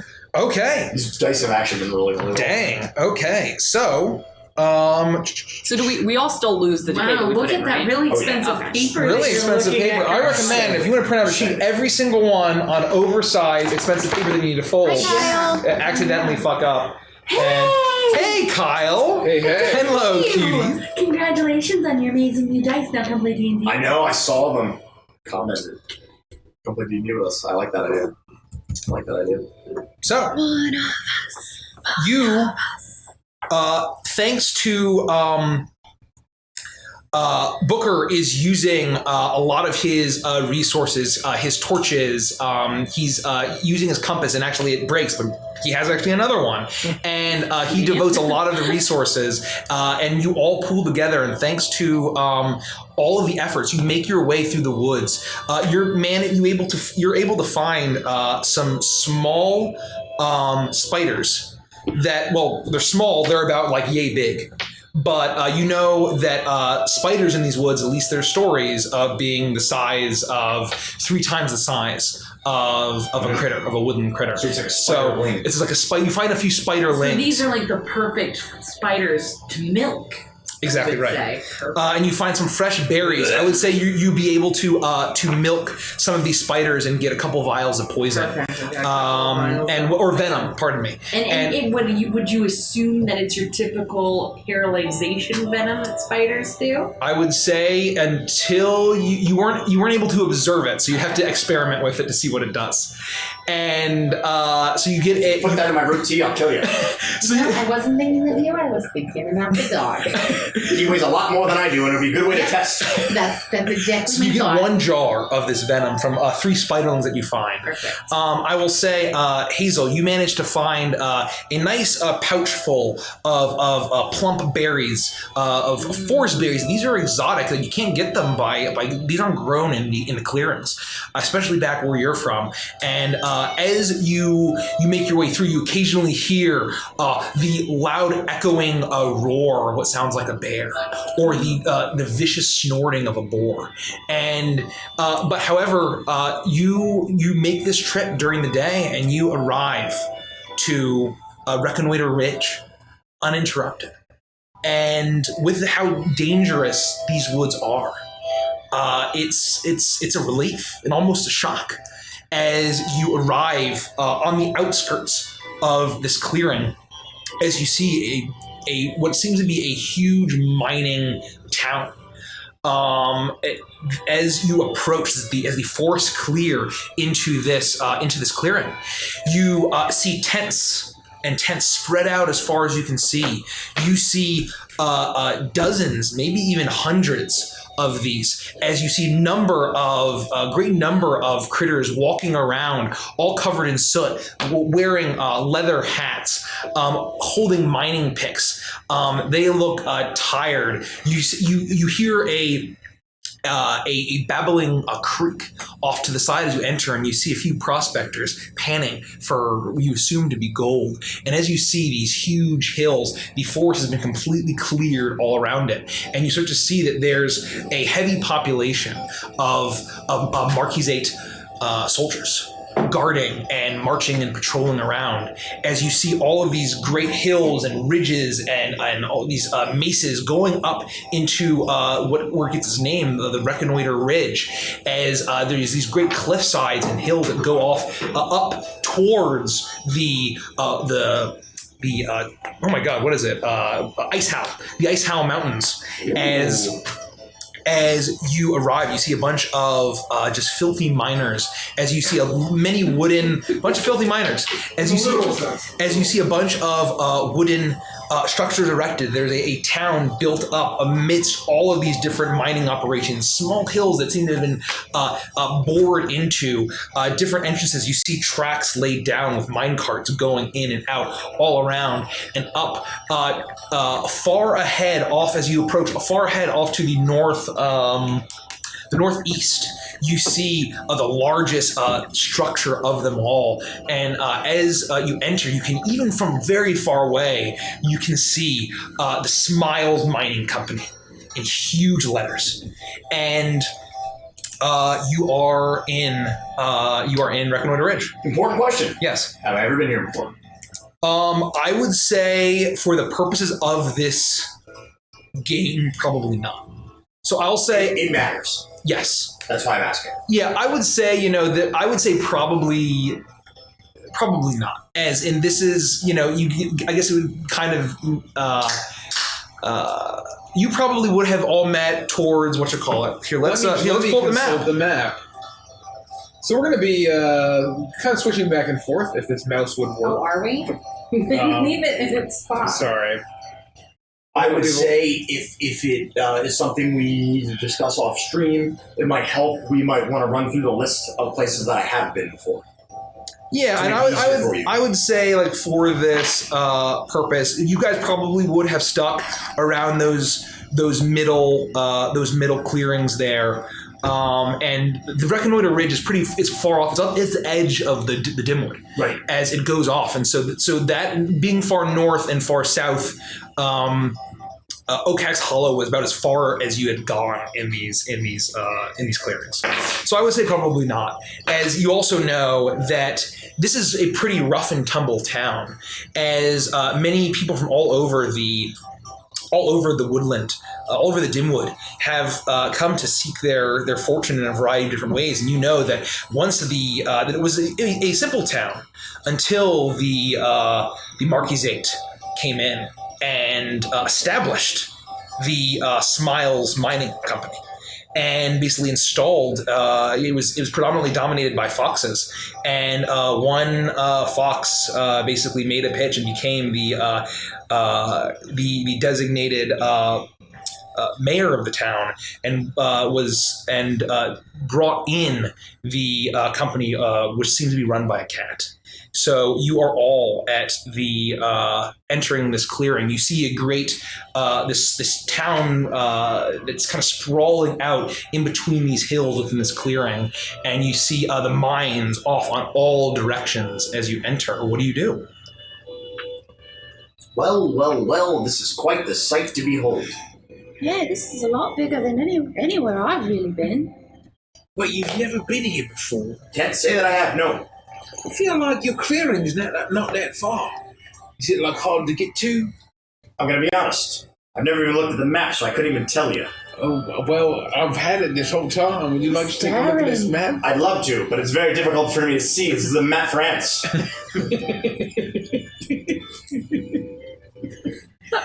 Do you need some of those spectacles that Peggy's made? Yes, and then some. Laser eye surgery might be best. Here, do you want You those? know, that can be Oh, I clicked on it.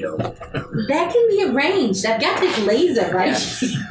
Bear with me. I don't know very much about the map and learning. And so, actually, Rich, why don't we? I know I mentioned some clearings where the ruins were, and you all have a map. This is the map that you see that you all have. Do you want to show the viewers kind of where these ruins are allegedly spread out? Yeah. So now that the map is up, we have received information that there are 4 ruins throughout the woodland. And they're in Reconnoiter Ridge here in the east, Rye Barrel Falls directly in the north in the middle of the map. There is a ruin in Muckbag Creek, which is where Booker's from, the Fox Clearing there, kind of towards the south. And then there is a ruin in Drakesmith in the southwest of the map. Well, Grumly, to answer your question, these woods are huge. And yes, as much as I enjoy traveling, I can't say I've been to every clearing or even most of them. Generally, often what ends up happening is I find unsuspecting travelers who may be lodging in the woods or along the trail and talk to them and hopefully fleece them for everything they're worth. Well, we're going to do no fleecing here, all right? Under my watch, this is a Marquise de Cat clearing, and we're going to do the Marquisate well, and hopefully maybe provide some services, maybe the mayor or this Levi Smiles guy maybe they're looking for some, they have some jobs that no one else will be willing to do. When we're vagabonds, it's kind of our thing. Oh, well, when you say it like that, sir, then yes, sir, I won't be fleecing anyone, sir. All right. Well, certainly not the very expensive and powerful-looking Levi Smiles. Did you say that you have some fleece? Because I could really use some. No, I don't want any fleece. You shouldn't have brought it up.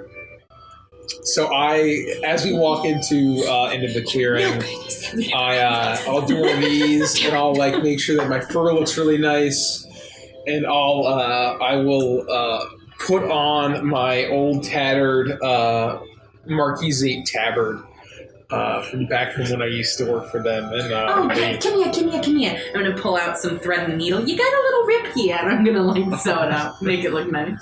You managed to patch it up a little bit. Well, thank you. It still looks terrible. Or I don't know if it's a tabard or whatever. You've gotten chubbier since you last wore it. For my what I chose was a faded military insignia. So whatever that would be, whether it's an old tabard. Yeah, an old tabard's fine. However you want to flavor that, it's up to you as the player. Well, then, let's say it's an old tabard. So I put that on over my very heavy plate armor.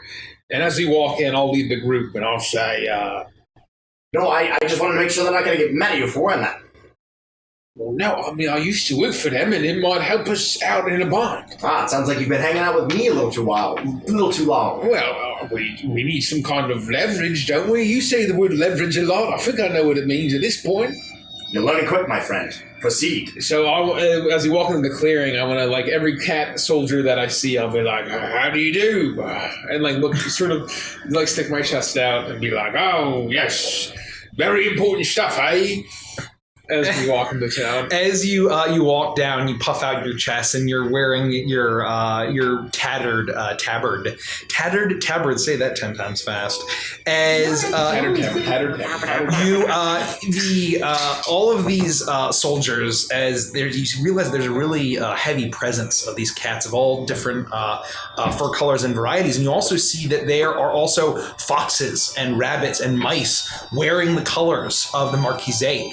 They seem to be soldiers just along with them, as well as animals of other varieties. You see a few birds, and as you look up and around, it's not just a town that is built into these hills. All in the trees around, you see that there's lodging and built on stilts where there are perches and roosts for the bird denizens as well to live.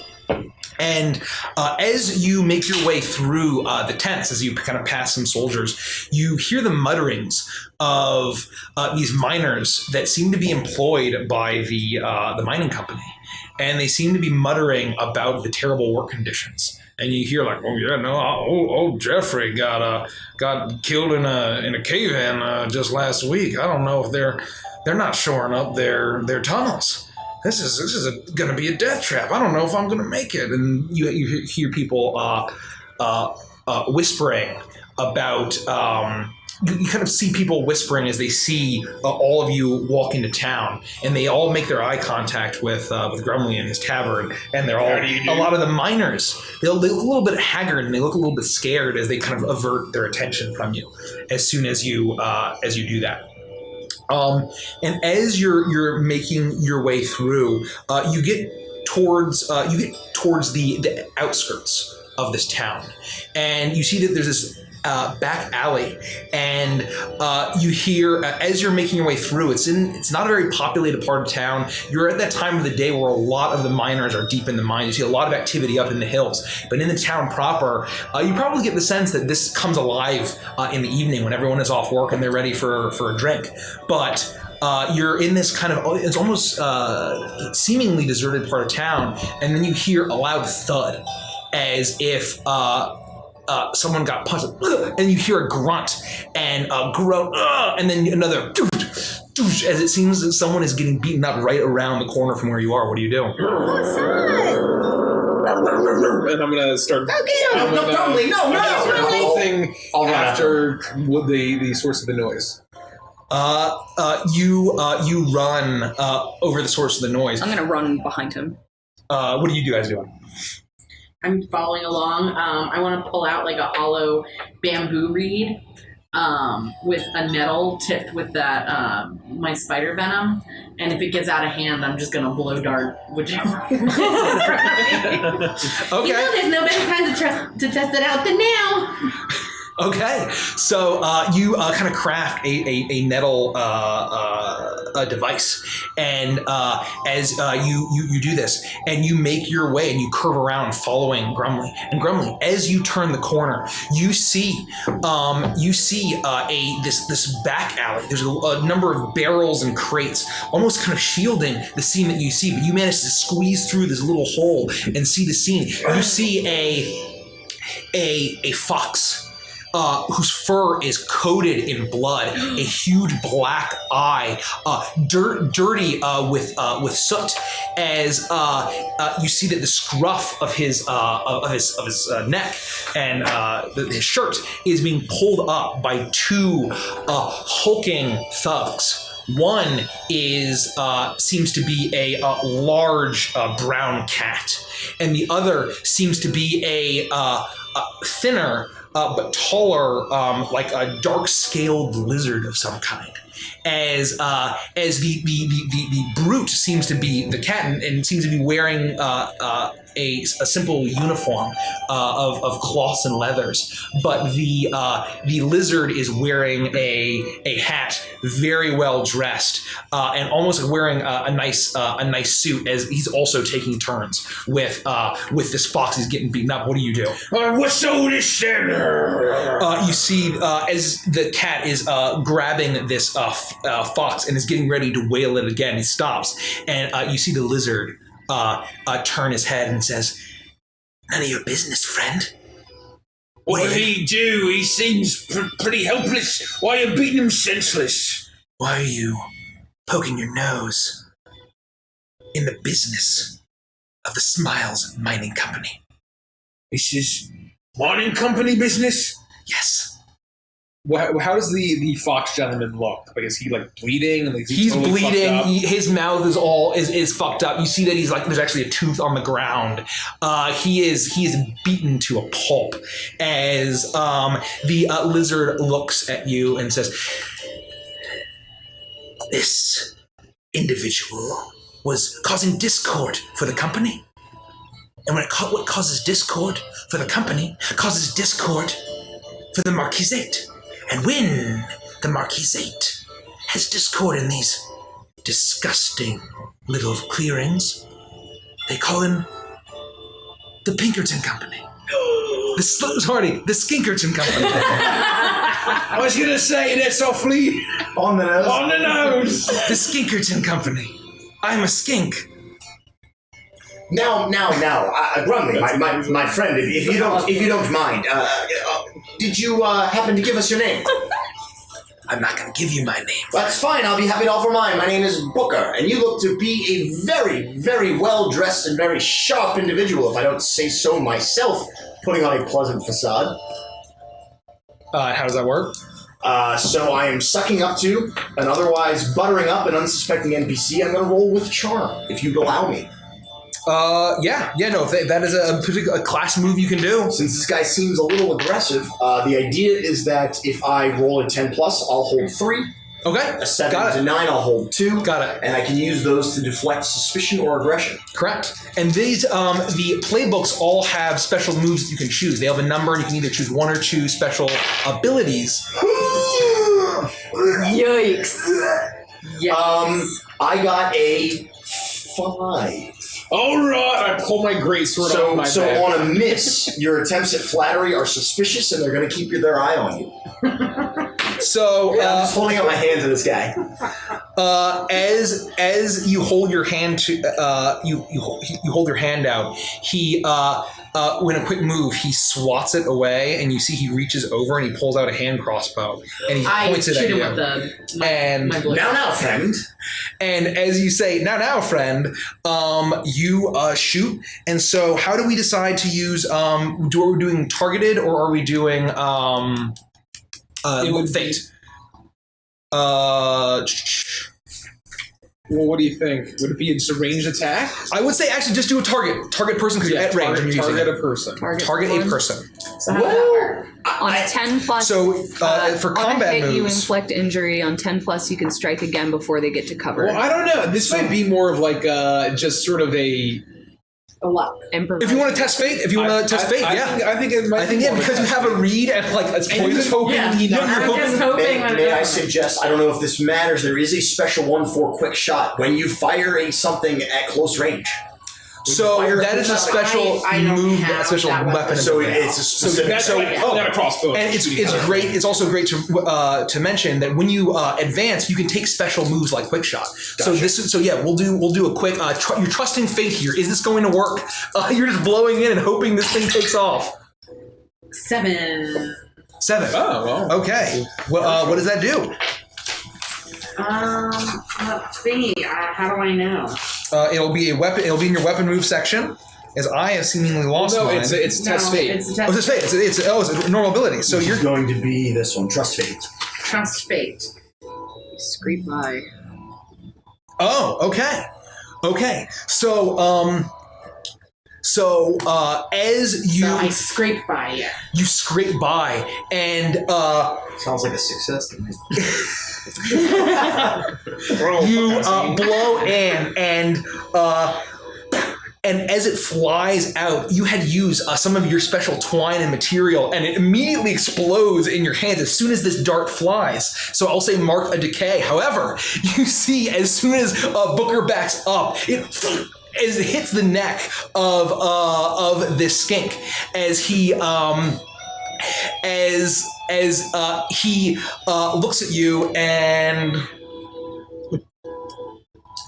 As I see the dart go, and I hear Booker's really like cringy, like fucking up, whatever. Actually, that's a question. If he rolls low, and like, do I get a sense of the quality of what he's doing as well? Dude, pull out a crossbow. Well, Yeah, right. I mean, So that's why I That's let all my you would dart see. go. I mean, that's all you would know. He right? pulled out a crossbow, and so this is basically he pulls out the crossbow. Peggy shoots it. It explodes, but it goes into his neck, and he sees you. Pulling out your greatsword, and as he does it, you see him turn, and as he does that, he freezes up, and his finger squeezes the trigger, and it fires off. It hits the wood as he just gets. Oh my and God, falls you killed back him. down. No, I'm pretty sure he's just paralyzed. And he falls back, and you see the cat look around as then he throws the fox down. I got another dog for you, friend. If I were you, I would stop what you're doing right now. Go on, get out of here. He pulls out his thing, and so I will say, Peggy, make a persuasion. We can't do that. What? Well, it's Persuasion? tricking Persuade an NPC. Gotcha. For the promises or threats. You're trying to persuade him to stand down because he sees that he's outnumbered. He pulls out a great, And that's a coming, huge right? morning star. Yeah. It's charm. 7. No, it says roll with cunning for trick an NPC. Yeah, for While they're for charm. doing this, can I do? Oh, not the trick. You're persuading him with threats. So it'll be charm. Oh, okay. Oh, That's a 4. That's a different one. Then. Oh, so 4. Yeah, no, that's a 4. So, as this happens, he looks at you and he looks down at the exploded pieces of your contraption and all of your string is all on the ground, looking down at the Skinkerton as he has his huge club. And which one of you would be closer? Oh, I would probably. have. Wait. I mean, I reached my. Oh no, you 100% would.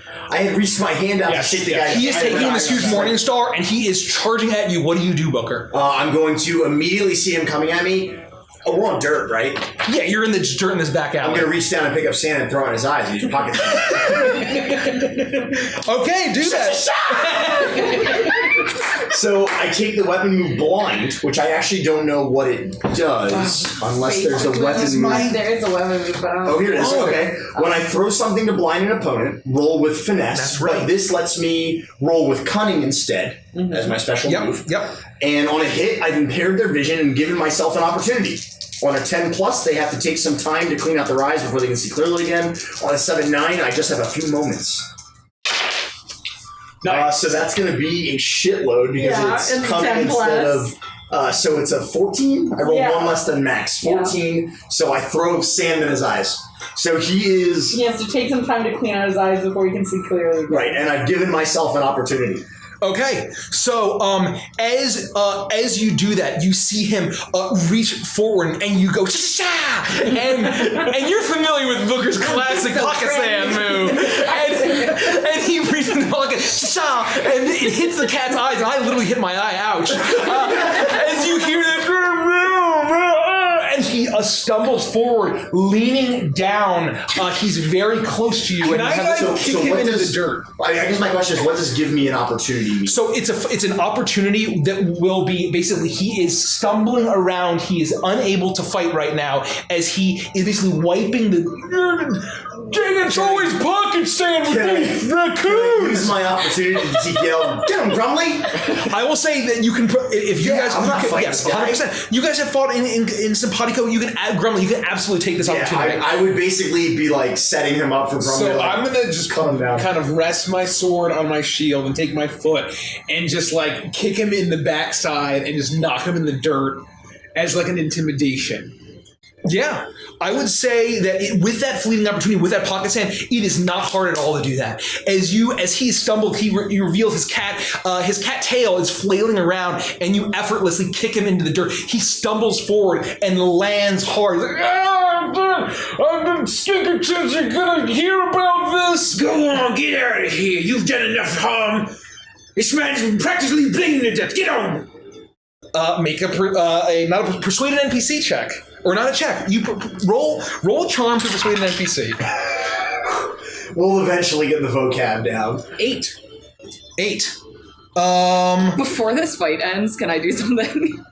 Yeah. We're just kind of moving the camera around. So as it happens, you see him go. He's still wiping the dirt off, and he's on the ground. He stumbles over. He looks. He sees this bleeding fox who's on his back, and he's looking at you. You see now his maw is totally smashed open. He's bleeding. He's looking really rough. He's really wide-eyed. And the cat. He seems to be very nervous. He knows that he's outnumbered. He has sand in his eye. He got kicked down. His skink boss is paralyzed with spider venom, and he does not know what to do. And so now, as the GM, I will tell you what you need to do to sway them. I would say that with everything that you're registering, you can tell that he is worried about the consequences of leaving the skink here, people finding out about it, or he's also worried about you. So if you want to threaten him with murder, he'll run because he's afraid. Or if you can try to persuade him that people won't find out about it, that he'll be fine. Those would be the two things that you could persuade him to leave, if that's what you're trying to do. So I will finish with, go on, take your boss, your scaly boss, and get out of here, lay low. No one will ever find out about this. You'll keep your job. Yeah, as long as you don't say anything about us. And none of this happened, and we won't kill you. And I definitely did not tell you my name was Booker. And you can tell everyone that you beat this fox within an inch of his life. For all you know, you left him there. And remember, Booker's a fake name. Yeah, and my name's Jeggings. Shaking, it's a stupid name. Yeah, no, so you'll forget it. And I will say with... I just want to help him if I can. Like, So we'll see what he rolls. exhaustion or We'll whatever. see what he rolls first, but yeah, you can. We can absolutely assist him. So make a... I'm going to give you a forward on that. Okay. For persuading an NPC. So please make one more persuade an NPC with a forward. Which is a +1? Yes. But what did you get? 7. So Forward, barely. Damn. If we both assist, he still only gets a 9. So as Still a success, yeah. Yeah, you're right. as The this forward barely made me pass. Yeah. So it worked. so as this happens, he still looks. He's like, they're going to beat me up, or even worse, if I come back and we didn't convince the fox. I don't want to fail. What do I do? And he seems very afraid. He wants some kind of. What are you going to convince the fox to do? He has to stop trying to turn all the miners against Smiles. Okay, well, tell him you did that. Is that all I have to do? Yeah, sure, why not? You tell him you did it, and we'll take care of the fox. Oh. Oh. Don't tell anyone? You don't tell anyone you met Hooker and Jeggings. Hooker? Oh no! Aurora Eagle, thank you. But yes, Aurora Eagle. if it's got to be put down in writing, that's absolutely my name. Oh Hooker. no, or Snooker and Jeggings. It's whatever. That's even better.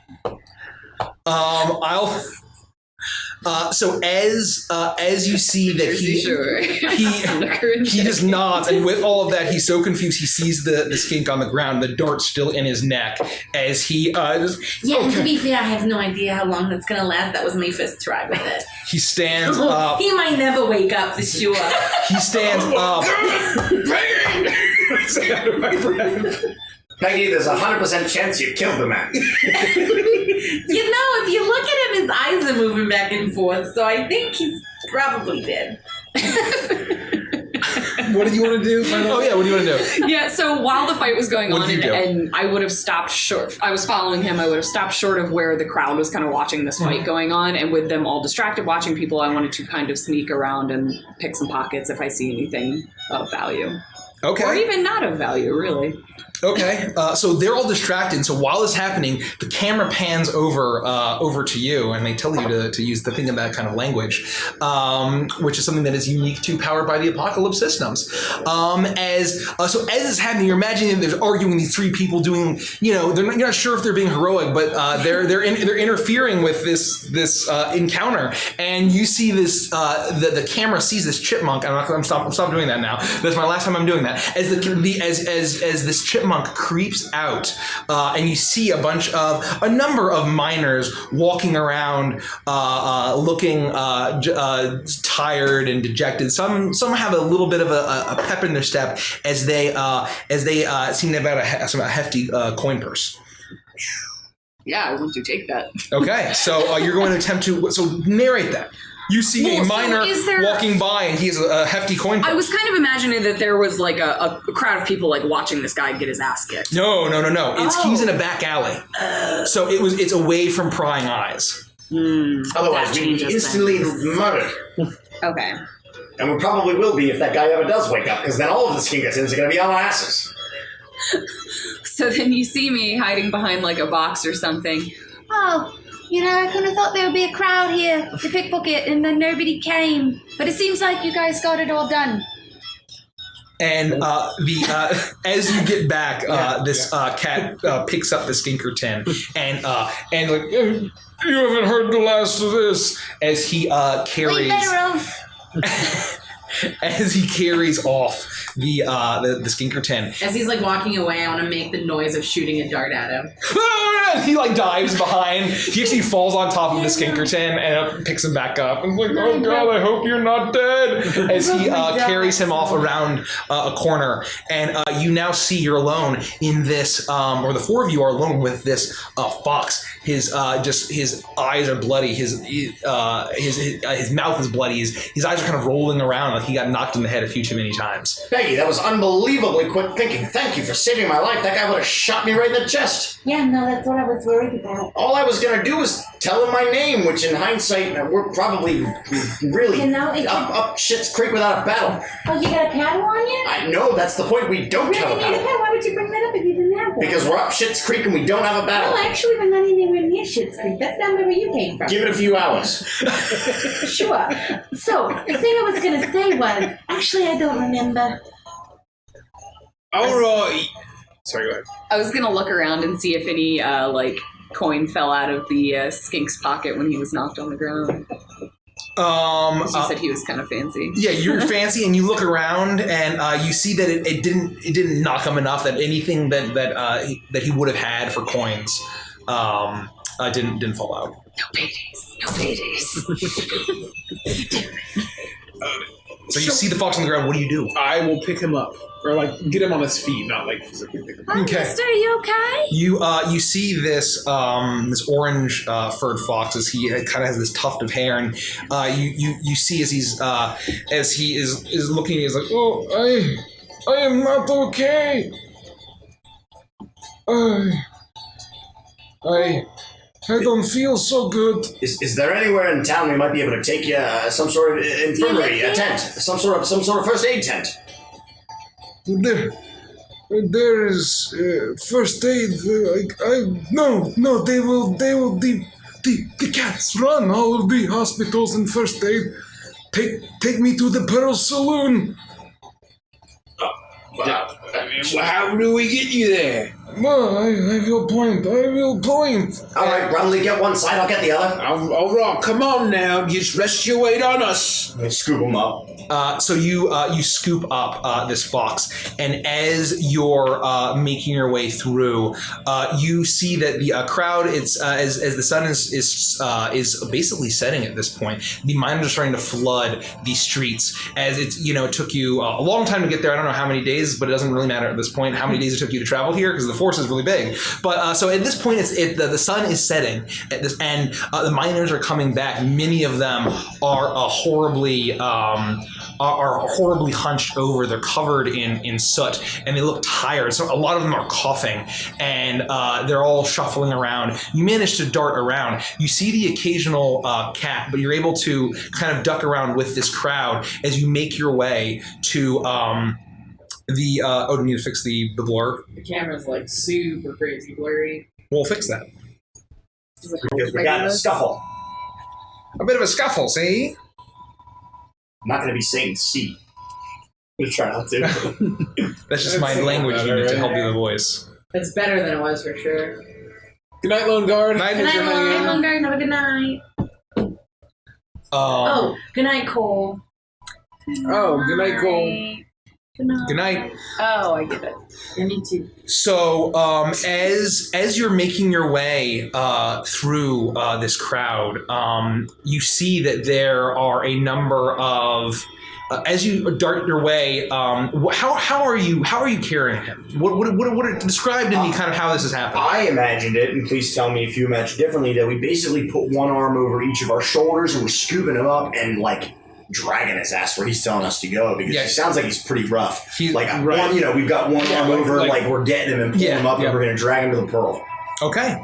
So we're not doing it sneaky or anything. We're just trying to get this guy where he wants to go. So you see him, and you see that there's a number of cats, and as they see you dragging this fox, you hear one of the cats kind of put another bar fight, as you make your way through these streets, and it smells of the filth of all of these miners, and it is not a clean town. As you step in these puddles as you're making your way through, and then you eventually see this 2-story saloon with a large balcony out in front on the second floor, and it says the Pearl Saloon. As you see that there's swinging doors, as they're swinging doors, and there is a my adventure some chill moment. Right. a miner steps out and stumbles out. He looks very drunk. Thank you Crafty Dragon! Thank you so much for the follow. Thank you. Hello. And this stumbles out, and he's a fox, a bit smaller than the rest of you, and he stumbles out and is like, "I'm gonna sleep well tonight," and scuffles off. You then drag. On your way, citizen. And I'll say that the cats, as they see you, some of them start to actually see, and they notice your tabard, and they're like, "Oh, well, I guess he has it." And like people are, but then you, as you're kind of dragging him in, you see as down the thoroughfare, a well-dressed skink lizard, another one that seems to be of a different individual, steps out, and you see that there are 2 hand crossbows at each of his hips. As he begins to turn, you manage to just pull him into the saloon just in time. And as the door swings open, you hear a piano going wildly, and there is just one person at the piano just stomping his foot with a big mug of ale. As there's a number of patrons all around, and behind the bar, you see what seems to be. You see these are mostly foxes, but you see the occasional mouse and rabbit, and a few other smattering of creatures. But behind the bar, you see see a badger that seems to be very well dressed in a pinstripe suit, and as he's wiping down kind of angrily with this rag the bar. What do you do? Well, we gotta find where the. Hey, buddy, are you all right? And I give him a little like pep slap on his face. Do you know anybody here? Where can we put you? I mean, it's just a saloon. Oh, take me around. Take me to back. Take me to the back. Well, point the way. Come on, Grumley. All right, come on. And as you get further in, you see that the badger finally looks up and notices you, and his eyes go wide and his brows further. Whoa! What the fuck happened to him? Why are you bringing him into my joint?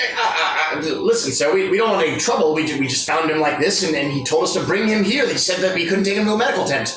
And as he's like, take this one, and he looks and he says, "Oh, fuck, Basil, they beat the shit out of you.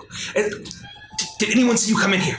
As he walks around the bar, as he walks over and helps you start dragging him toward this door in the back. Yes, sir, I'm going to be honest. People saw us. Of course they did. There were people in the thoroughfare. We just need to get this guy some help, please. I'll have some girls give him a hand as he helps you drag. That's gross. Agreed. Concur. Continue. He helps I you. didn't realize you did that here. Drag behind this small room. It's a storage. It seems to be a pantry of sorts, but there is this low cot. As you drop the fox down onto it gently, and he looks down and he says, Basil, did you? Fuck! And he's smacking this fox. He's like, "Oh, no, I tried. They found out," and he passes out as this fox does this. And this badger looks at you and says, "I ain't never seen any of you before. How the fuck did you get mixed up in all this? What the fuck happened to him?" Why are you cursing at us? We didn't do anything wrong. We're just passing through, my friend. We found we stumbled him. into He was the out wrong on the alley. street. Yeah, it was just the wrong place at He the wrong was getting time. his butt kicked. There was a skink and a cat, and I shot the skink with paralyzation from my guts. Oh boy, here we go. And then we convinced the cat that he wanted to scram because otherwise I was going to get him with another one of my That's dogs. right. We He scared was him kind away. of a pussy. Literally, you know. Well, he was. Oh, you That's meant right. that? You meant that as a joke. Yeah, that's really funny. You said a skink. Yeah, one of the Yeah. did he say said he he was like a was from the Skinkertons? He said, oh yeah, he very much mentioned that he was one of the Skinkertons. Fucking Skinkertons! Yeah, that's what they said. But again, we were just in the wrong place at the wrong time. Yeah. Fuck! Okay. This ain't good. Okay. Well, now you're all mixed up in this. Wait. So We're not mixed up in anything. What's wrong with the Skinkertons? I'm glad that he was paralyzed in the street, but how are they any different from these other goons? Well, he tried to shoot me in the chest, and no one else has tried that in this town yet. Oh, yeah, it was kind of extra mean. Well, in this town, but what about the last town? We're not talking about that, Or the Grumbly. town Focus on before where we're that, at. you get shot at a lot. Focus on where we're at, He Grumbly. might have gotten almost shot in the chest, but at least the guy didn't come running at us just cursing us like this guy is. Well, to be fair, as long as they're not shooting at me, and who are you, by the way? I'm mighty good with a knife. As That's a he, horrible name. You should probably change it. Call you something shorter? that's not my fucking name. As he, That's an even worse he name. pulls, he sheaths his knife. You know what? That's not my fucking. As- I think that you should really try something else.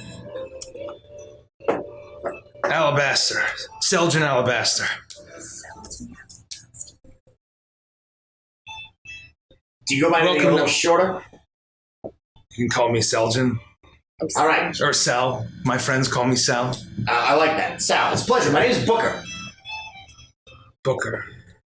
He means snooker. No, it's Booker.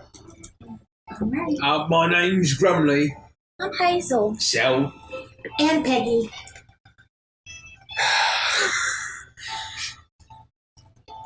You're vagabonds. How'd you know? Group of ragtag animals that ain't foxes, mice, or rabbits. Getting mixed up in the shenanigans, those are vagabonds. Mixed up is awfully strong words. We're really just looking to see what the local fair has to offer. If you're looking for local fare, I got the finest whiskey you can ask for, friend. Say no more, my friend. I pull out a coin and say, where can I get one? Come sit at the bar, act like nothing's wrong. You got anything to eat? I got stuff. It's not great. Do you have any root tea? We're more of an alcohol establishment. How about like a hard root tea? Do you have any large machinery or like ways to build something that could fly, like maybe an aeroplane or something? On top of that, do you have any nuts, bolts, maybe some rope? Hold on, I gotta look through this. I'm gonna need some glue, some paper. Do you happen to have like? You look at me strange. We got a piano. Too much. Fucking Oh, piano. can I take it apart? No, I just got that piano. Is this the one the guy was playing downstairs when we came in? Yes. It's out of tune. You want me to fix it? No, not if you want to take apart my piano. Come on now. As he opens the door and storms out. What do you do? I'm gonna go right to the bar with my coin in hand and basically slam it down on the bar and say, I'd like some whiskey, please. Mark of Decay. As you you put the coin. You put the coin down as he slides you a glass of whiskey as he says, "Thank you, Forge Breaker." Hey, Forge Breaker. Thank you. Hey. So, the Skinkerton, is he alive?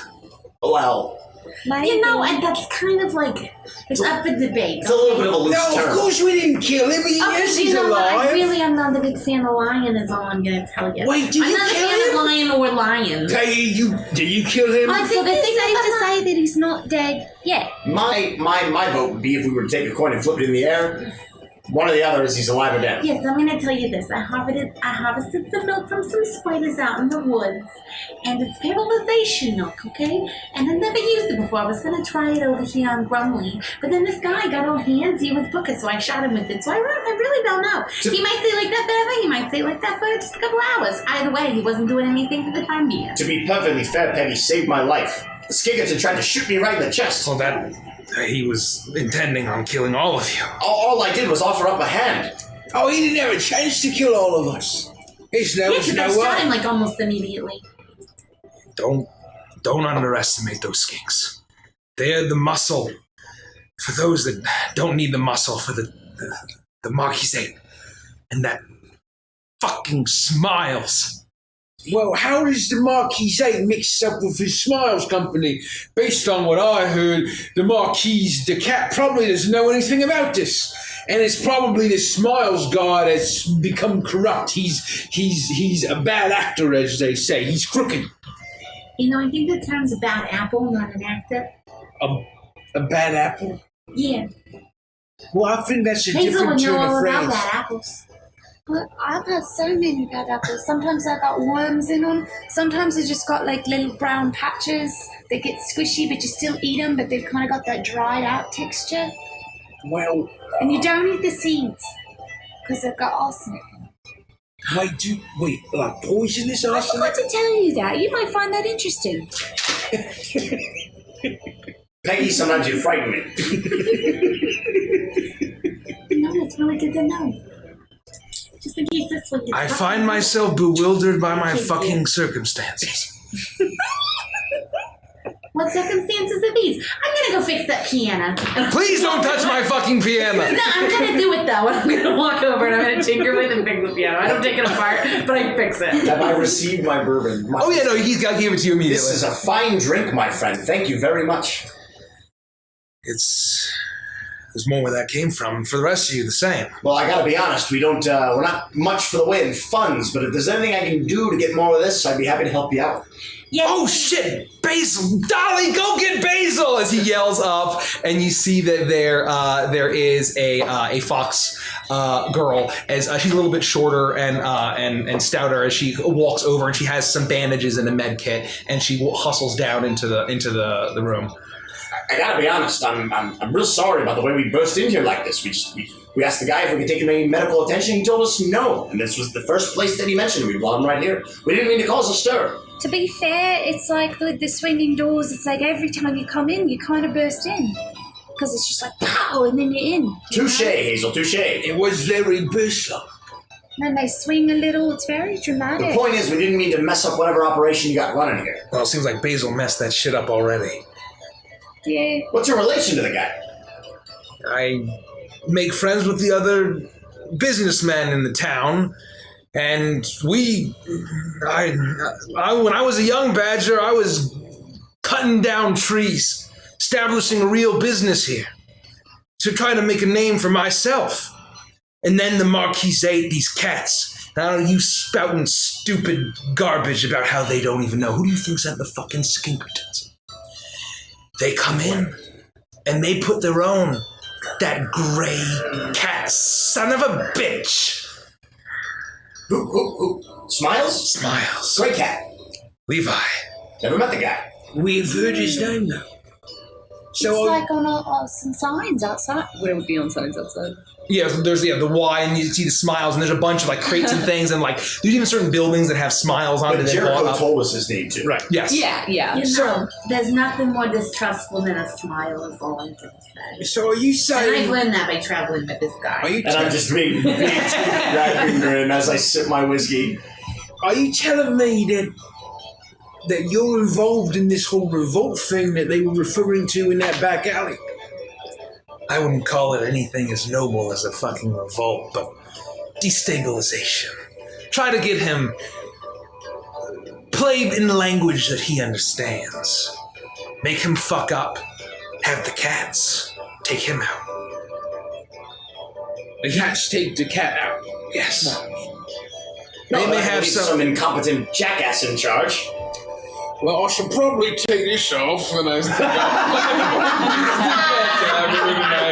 I roll it up, put it in my pack. That's gonna be a yikes from me. He looks at you suspiciously. He's like, what the fuck are you wearing? It's just so close. I haven't done laundry in a while. We were living in the woods for a while. Yeah, we'll be honest with you. He's been spending a lot of time with me. He was doing a little bit of undercover work. Now, I'm confused. Who are you? Why are you here? And what undercover work are you doing? Well, when I say undercover, I mean we knew we were going to be passing through this area, and we knew it was cat controlled, and we wanted to just maybe have a little bit of a smooth entry. We didn't want to, cause any friction as we were entering the camp. I have a history with the Marquis de Cat. They used to be my employers. But that's over. As It's you way in the see. past. It's way in the Long past. time. So, you're saying you need to sow discord amongst the cats here. Yes. Grumly, I got some idea. We can't talk about it in front of you, though. Just in case it's not a good idea, I don't want to go, giving you all my bad ideas. Can you make a persuade with charm? Damn it. No. Oh, no. Can I assist? It won't What is matter. that? A two. Oh boy. Yikes. Yeah. Nothing I can do about that. Okay. Yikes. He looks at you flatly and he says, "You're in my joint. You can say what you're going to say to your goofball friend in front of me." All right, well, I guess I just won't say it. I just won't give up the idea. Forget it. I think we should be honest and tell this fine So gentleman. my idea was this then, okay? You know how you've got connections with Rosie the Riveter? I was very confused. Yes, I do. Have you heard of Rosie the Riveter? Everyone around here knows that Rosie delivers all the best stuff to the cats. So what if, because Grumly works with Rosie the Riveter, now we don't know where she is right now, of course, but what if we made it look like Smiles or whatever abducted Grumly and smashed and took the new delivery from Rosie the Riveter? The cats would be pissed. Am I right? I'm probably right? Am I right? I might not be. So what you're saying is, for once, that this plan involves putting Grumly in harm's way instead of Booker. Yeah. I'm in. What do you think? Who's Rosie the Riveter? No, the Ribbiter. It's the Riveter. With bees. Yeah, with bees. It's a ribbit. Well, I'll guess I who? look up and I catch a fly. It's a frog? No. Why would you? No one Why really. would you think it was a frog? No one really knows for sure. That's a pretty big jump in logic. That's a really big jump. Wait, why did you say jump? You think it's a frog? Oh my Of course God, it's not a frog. Would it be a frog? No. What? Wait, it's a frog though, isn't it? I find myself bewildered again by my fucking circumstances. No, what I'm saying is that the Marquise the cat, is that the big guy in charge? The big girl in charge? Well, it's a female, yes. Yeah.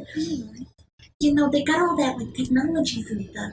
Well, there's someone, one of the critters is what beings inside of the forest and stuff that gives them things. At least that's the And one it's on the like street. super important and stuff. Good stuff. Rumley delivers it because nobody knows who Rosie is. So And I have my past employment, and so Yeah. I may not work for them, but they at least know who I am. They know that I'm a trustworthy good boy, and that I will do them just fine by helping them. We're all So just if trying to they make a thought, so if they thought that Smiles was getting a little too cocky with himself, and he thought that he deserved the delivery that's supposed to go to the Marquise the cat, and he took it, they'd be pretty pissed, don't you think? I guess. I know that people get really mad when they have their things taken, so I think that's a great Yeah, plan. speaking of which, you might not do an inventory of everything you've got in your kitchen. I'm not telling you why I'm telling you, I'm just telling you.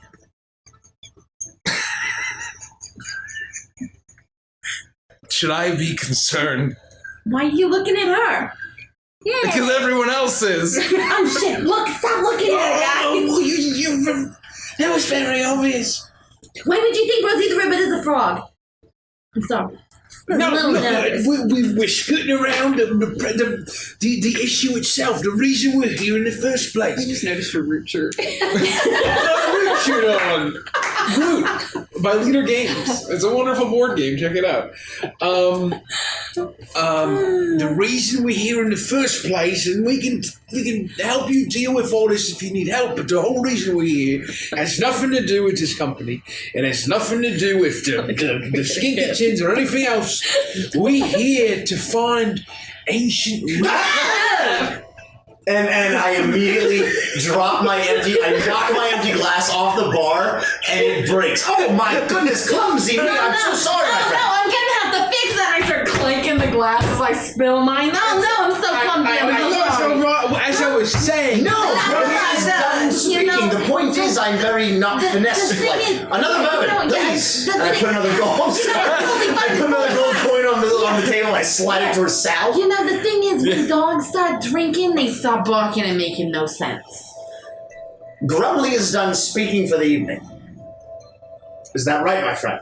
Well, Nope, don't talk. You're done speaking. He does a lot of stupid stuff. Another whiskey would be fantastic while we discuss our potential plans with Peggy. Yeah. So you have a plan for this Rosie the Riveter. Yeah, we're kind of thinking marked that might be another the Let me, so first of all, for this to work, I need to consult my people to see if anyone even knows who she is. And this is where we're going to bring in reputation moves. It's okay, Grumpy. My tail's starting to go. I'm sorry. No, it's okay. No, we're good. No blood. What is role play? No little blood, sweat, and tears. You know, That was it takes great. one side of the table to shut up a dog. In unison.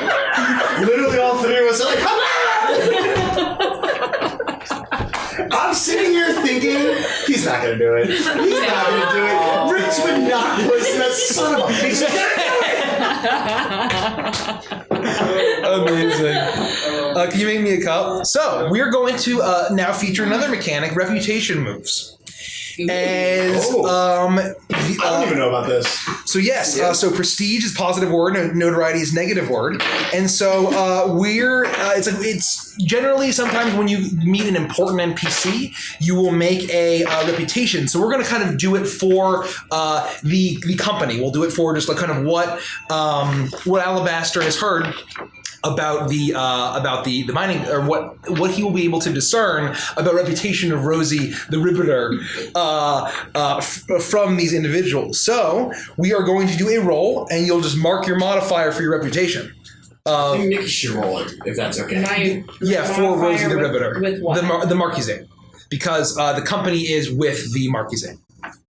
Okay. So it would just be +0 because I haven't gotten to the plus. Correct. So plus This is 0. for Rosie. Oh. This is for Rosie. Is this a helpable roll? I would say no, like a travel move, it's just a straight roll. Got it. 6. 6. So Damn. that is... We need those biddies. We have one. 490 annual folks. So close. Damn it! That's good. You did say it was a plus. What was it? It was a +1 to the like a twist of fate for us. A +1. Yeah. Yes. Yeah, that would have been huge. Yes. So yeah, that would have been a +1. Don't you love your old pal Booker? Oh, wow. So I kid. So the reputation moves. It's for like generally NPCs, and so it works a little differently. So we're gonna homebrew it a little bit because it's kind of more of like a group role. But he says like, well, I guess I'll figure out who knows of Rosie the Riveter. Just ask around, my friend. Just ask around. Ask around. Ask around. You gotta get up to get down. I don't know. Oh dear Lord. Unless if people know who Rosie the Riveter is where you're from, maybe you could meet with fucking Smiles himself and offer your services and sabotage him or kill him. Well, no, we're not going to go that far here, all right? I don't really like to kill. I mean, aside from the guy that I probably killed today with my gun. Well, you didn't mean to kill him. No, I was trying to hit Grumly with it. The bottom line here is that, we're not just going to do this. Why? Why would we put our necks on the line for this? We're just passing through. We don't want any trouble. We're a bunch of, you said it yourself, a bunch of vagabonds. Yeah, we don't want nothing to do with this war. No, I was just trying to give you an idea of something you could do to help yourself while we make our way out of camp. Look, and we're not, I'm not going to say we're not completely opposed, but we got to know what's in it for us, my friend. Yeah. My friend. I mean, we are pretty And his far best away friend's from name is home, and Coin. Restocking wouldn't hurt. If you could help us out with something, maybe we I am could hurting for try. supplies, if I had to put a numerical number on it. So, what is it, I'll ask again, besides yelling down whatever this guy Joker was going to say? What brings you in town, and how can Seljan Alabaster help you? What if we don't know yet? What if, on the morrow, we meet, we have another talk, we all decide exactly what our plan is moving forward? Would that be amenable? If you need the night to think about it, I'll give that to you. And that gives you the night to find out from your lackeys how important Rosie the Rivet is. Exactly. I will ask around. I'll see what the fuck Basil got himself mixed up in. You got a place we can stay? Do I? We got a few rooms. We don't need much space. I fixed your piano, by the way. Looks over thing. Oh, I'll take off a coin for that. Cool. I know I'm personally not much for wares at the moment, but again, I'm willing to, maybe make some deals, make some trades. What time is it again? Sundown? Yeah, it's like night at this point. Okay. I could pay for whatever one box of decay might pay for. That's one room.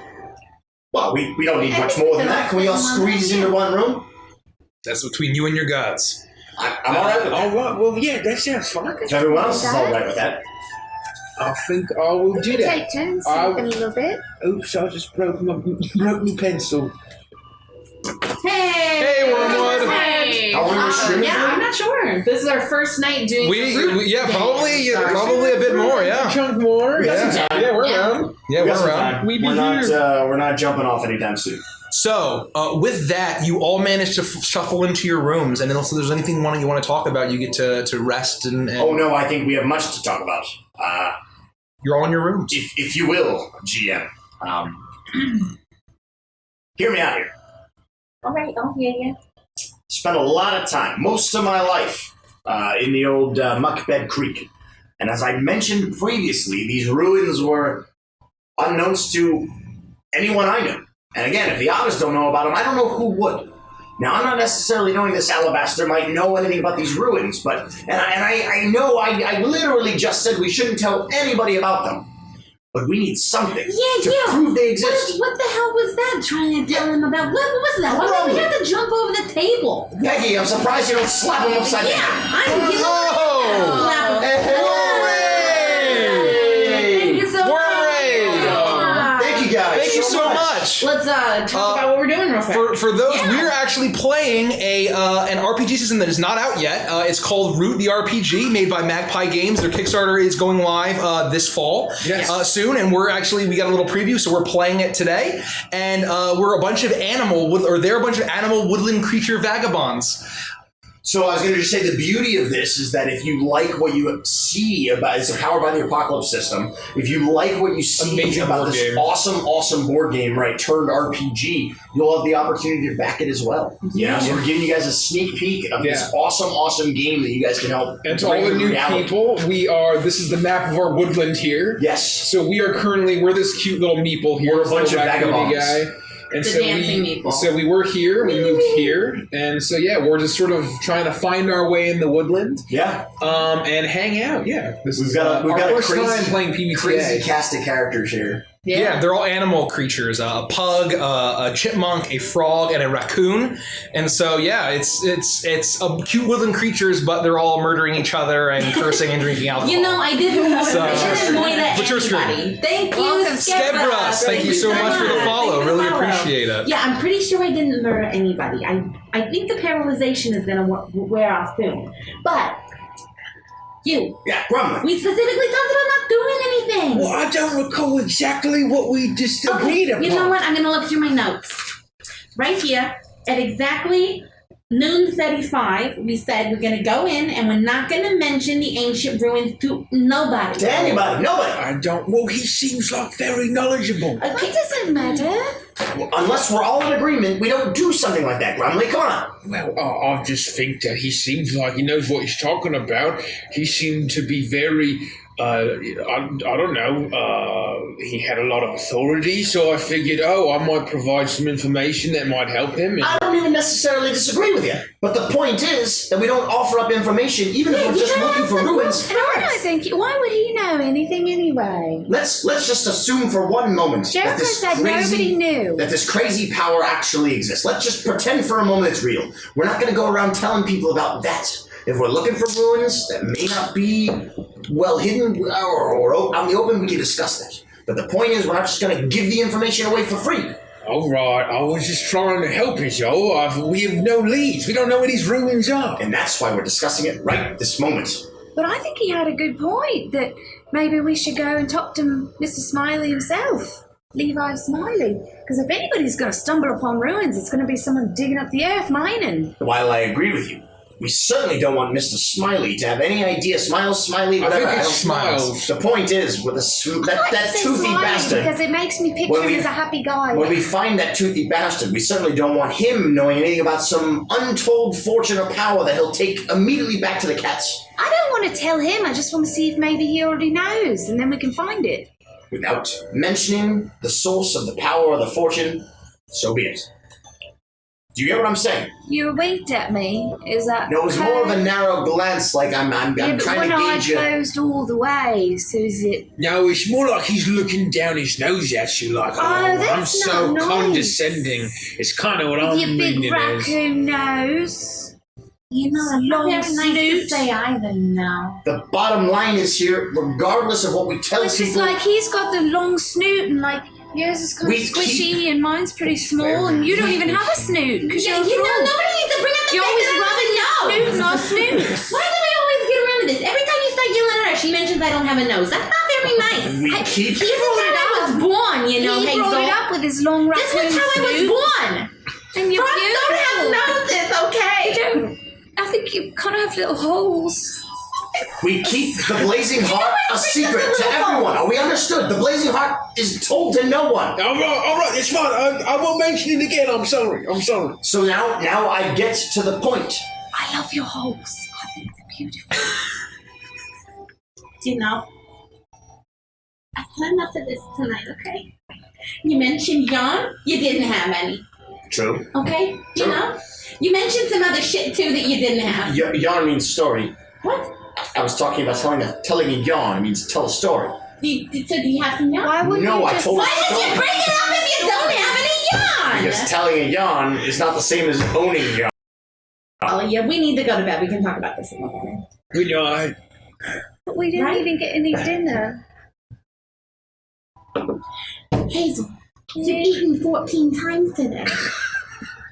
But I haven't even eaten once because you ate every time I tried. that is not... Oh, that was last night. No, you ate a fly in the circle. Well, you want my fly too? And I'm gonna lick out and grab a fly, and then I'm gonna stick my tongue at it. You want it? I'm gonna take it and just... Maybe I'll think about it. She's and I'll put even my eating my hand. freaking flies. Oh, I'm starving. You've eaten 14 times. But just little me. 14 times. No, they weren't. There was nothing little about what you did earlier. I was saying. I was saying, I believe that Grumley has a point about this Alabaster fellow having a very knowledgeable viewpoint or something along those lines. So maybe he has something to know about some ruin being discovered. We definitely make no mention of the heart. Yeah. If this thing even exists, which I'm not so sure that it does. It definitely does. I think it does exist. I love the passion. I love where your head's at. But we still tell no one. I don't even need a nose to sniff it out. I know it's here. We just need a lead with giving up as little information as possible. Are we all in agreement? All right. I guess so. That sounds fine. But I think we shouldn't daddle. How do you doggle? We shouldn't doggle too long because we gotta find some ruins. Fair enough. How many beds are in our room? Probably just One twin bed. one twin bed. All right. So about the awkward thing in the room with the bed. Hey, leave Hazel out of this. No, it wasn't going that direction. But fine. I will. Why don't we gamble for the bed? All right. We'll flip a coin. Heads, I get the bed. Tails, you guys don't. Deal? That You seems know, fair. I'm pretty. Perfect. No, Flip a no. coin. I catch the coin with Damn my it, tongue. Peggy. Come on, that's my coin. Give me back the coin. I can't understand you. Spit the coin out, and then we can understand what you say. I won't flip the coin if you spit it out. I stick it down in my cleavage so you can't see what it is. It's fine. I wasn't going to look at it anyway. I'm saying we can't understand you with the coin in your mouth. Oh, all I was saying was if I let the coin down, then you'd know whether it was heads or tails, and then you do that trick thing you did. You know, The I trick ain't thing that I did. stupid. I'm a tinker. I make things all the time. No, I don't think anybody is stupid. I was just offering up a chance to win the bed. What do you mean? By giving a a trick. Heads, he gets the bed. Tails, we don't. I'm currently on my back, dead asleep. Let's see, Grumley already feels like he lost the coin flip. On the floor. Oh, no. You know what, Booker? That was not nice. It was And just... next time I'm going to remember that. And now that you've done that, I remember you did that the last time. But next time, I am going to remember. I will take my spot in the corner. And I just proceed back to where I would Yeah, normally you sit. flip the coin and I mean, figure it you out. won fair and square, So but this is next what we do. time. Heads, you get the bed. Tails, Hazel and I fight over it. That, my friend, is a wager I'm willing to take. And I flip the coin. Here, I will. Do you have a coin? You flip the coin. Let's flip the coin. Yeah, let's flip the coin. I have one of the Kraken double. The D2. Oh, I think I lost my Or is this one of the sweet Oh, yeah, coins? with the sweet Oh yeah, the North Foundry. As long as I can let it hit the table, if you don't mind, I can catch it. I'm a mess. He's very excited. He's very excited. I love coins. We should just keep this on the table for flavor. I agree. I want to. Yeah, there's a good one. Flip a coin. So before I flip the coin, Booker will You have to decide examine which is them. which. So we've got this sweet The plus. treasure chest is head because you're. The treasure chest Yeah, is 'cause that's heads. you. The plus, this weird plus sign cross filigree is tails. That's us. 'cause So, we're weird. all right, if I flip the coin, heads as I win, tails as I will, as a gentleman, back out of the agreement. And let the ladies fight. Oh, what do you know? It's heads. I win. Ladies, stand down. The bed is Booker's. And I immediately scamper over, jump in bed, pull the covers over, and I roll over. I'm gonna go over. I'm gonna lay down. And I'm gonna use my tongue, and I'm gonna grab the covers and pull them on top of me. Yeah, but you didn't flip for the covers. Son of a gun. Well played. So what time is it now in the evening? It's probably, 9 o'clock, 10 o'clock. Okay, and I'm gonna lay down. I'll lay down, I guess. I was gonna try What do you want to do? I would like to kind of hang around, lay down, but stay up and listen for when noise starts to die down downstairs. Okay. Steal. So you hear the uproarious laughter. It goes to midnight, 1, 2, and once it gets kind of the 3, things are starting to die down a little bit as people are finally stumbling out drunk. Because it gets quiet about 3:30 in the morning. Okay, I want to very quietly exit the room and look over the balcony and just see if I see. I'm assuming this is. I know the layout of this saloon. Yeah, you know. Okay. I'd like to look down over the balcony. You're on the second floor. You look down over at the balcony, and you see that there is just a young fox that seems to be running the bar in the late shift. It seems as if Seljan is nowhere to be seen, as there are a couple of patrons still remaining. You see one old prospector sitting at the end of the bar, and the same rabbit that was tapping his foot to the piano is passed out in the corner. And there's a few other patrons, but it's pretty quiet. Where's the washroom? Who are you approaching? I'm just yelling it to the folks at the bar.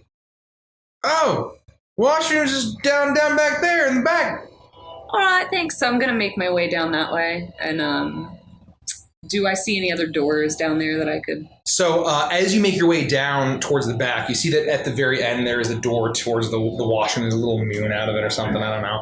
And I basically want to open every door I go past very quietly. So you go to the first door, and you remember that's how Hazelnut died. you remember that this is where Basil was. So you see that door. I don't know if you want to open. I don't want to open that one. Okay, so you know where you hear, and you hear kind of this groaning in pain as you do that, and you make your way to the next door, and you try it, and it's locked. I don't feel like it. Pick a lock. You can certainly try. What do you do? Can I pick a lock? Yeah. Like, You're do a I thief. need to have tools? You have it. I do? Yeah. This is the game. This is powered by the apocalypse. Yes. Okay. You're a thief. Of course you have a lockpick. I'm gonna just very, very lightly rap on the door and see if I hear anything within. You very lightly rap. You wait several seconds, a minute. You don't hear anything. All right, I'm gonna check over my shoulder and then I'm gonna try to pick that lock. Okay, making it this ability is called Attempt Roguish Feats, and this uses finesse, and it's what you use for any kind of roguey business. You want to pickpocket, you want to case a room, you want to stealth.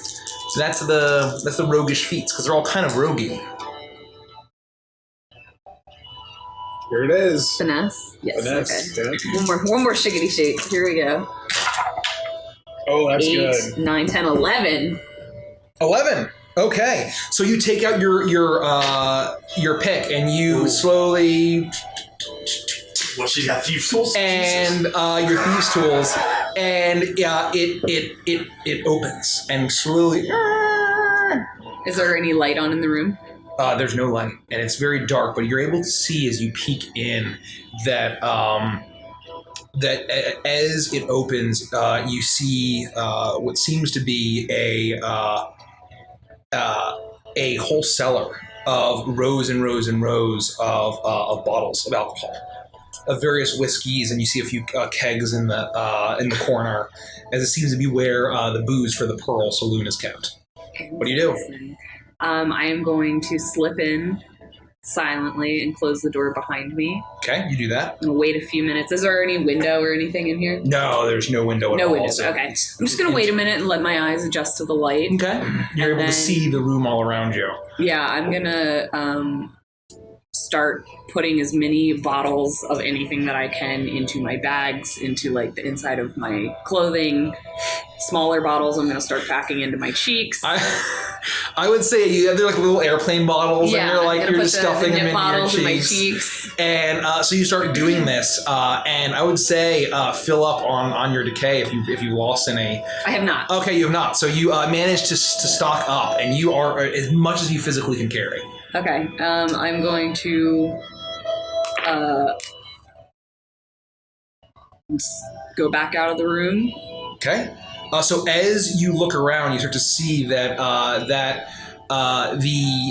you peek out and you step out and you're trying to act nonchalant. Describe to me as you have all these bottles after coming back from the bathroom. The young fox boy is looking at you. Good night. Oh, I look terrible. I've taken my face off and I'm such a bloat at night. It's awful. Make one more attempt roguish feats to see how you do sloshing your way back to... I'm gonna also be kind of like this, like I've dragged my hands off from the washer. Got it. For added There's no DCs in this, so you either...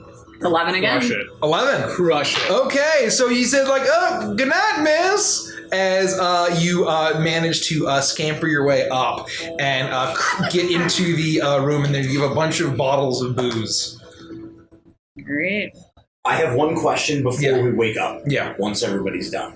Yeah, I think everyone else, you're done, and you all wake up in the next morning. So my only question is that I spent 2 coins on 2 drinks of whiskey at the bar.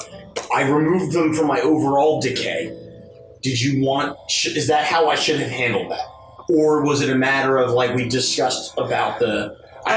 whatever you say. I'll say keep one of those coins because Peggy doesn't drink alcohol, so I was just giving him my booze. Okay, yeah. So we'll say that it would have just cost 1 decay for the drinks. Okay, okay. Yeah. So if you had drinks for the night, that'd be 1 decay. We'll call it. Yeah. All right, cool. Yeah, that's fine. I just wanted to clarify because I'm tapped out otherwise. Yeah. And I was trying to stay, maintain game state and all that good stuff. Okay. All right. You all wake up, and so unless there's anything you want to discuss, you all will head downstairs. Are we all in agreement? I am all in agreement. Excuse me? This is the next morning. Yes. So remove an exhaustion if you have one. Oh, I don't think any of us got any unless there was something we were supposed to get them for. I have 2, but that's fine. Why? Just wearing plate armor, I have one no matter what. Oh, and damn. When I'm wearing plate armor and I travel, I add an extra.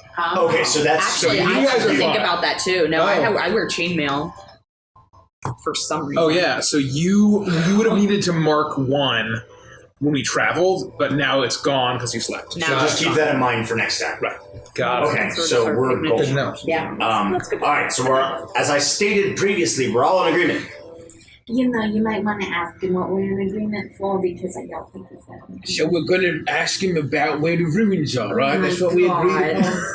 We're gonna ask him. My God. We're gonna ask him for leads. Oh my God. What? We are not what's going to. No. Is something wrong?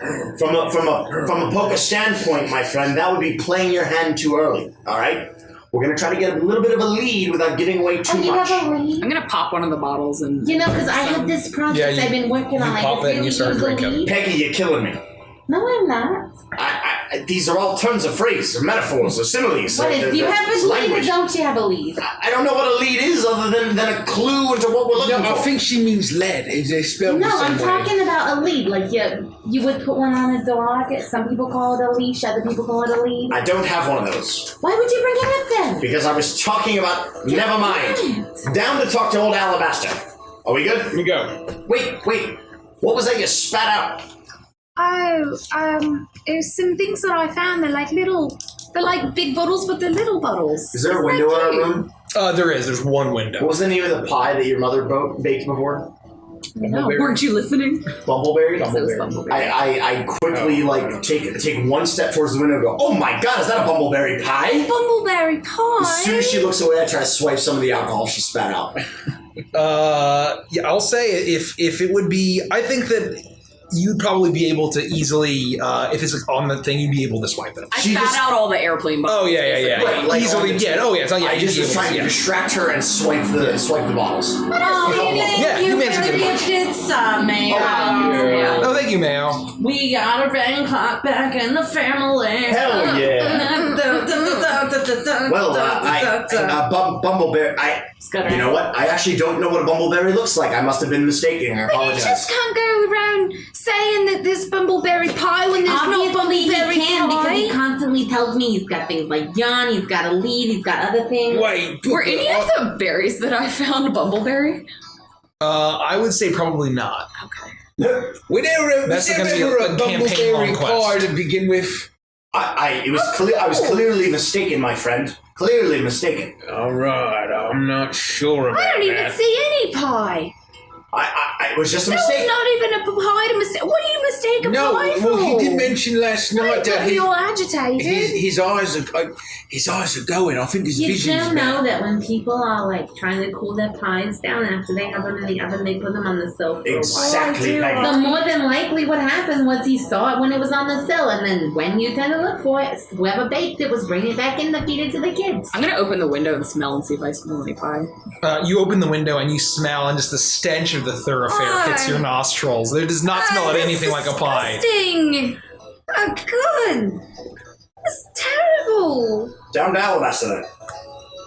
Take another swig. You all. Are we going to come back up here? No. We may not. I wouldn't leave anything here that you find valuable. All right. Just take all belongings with us.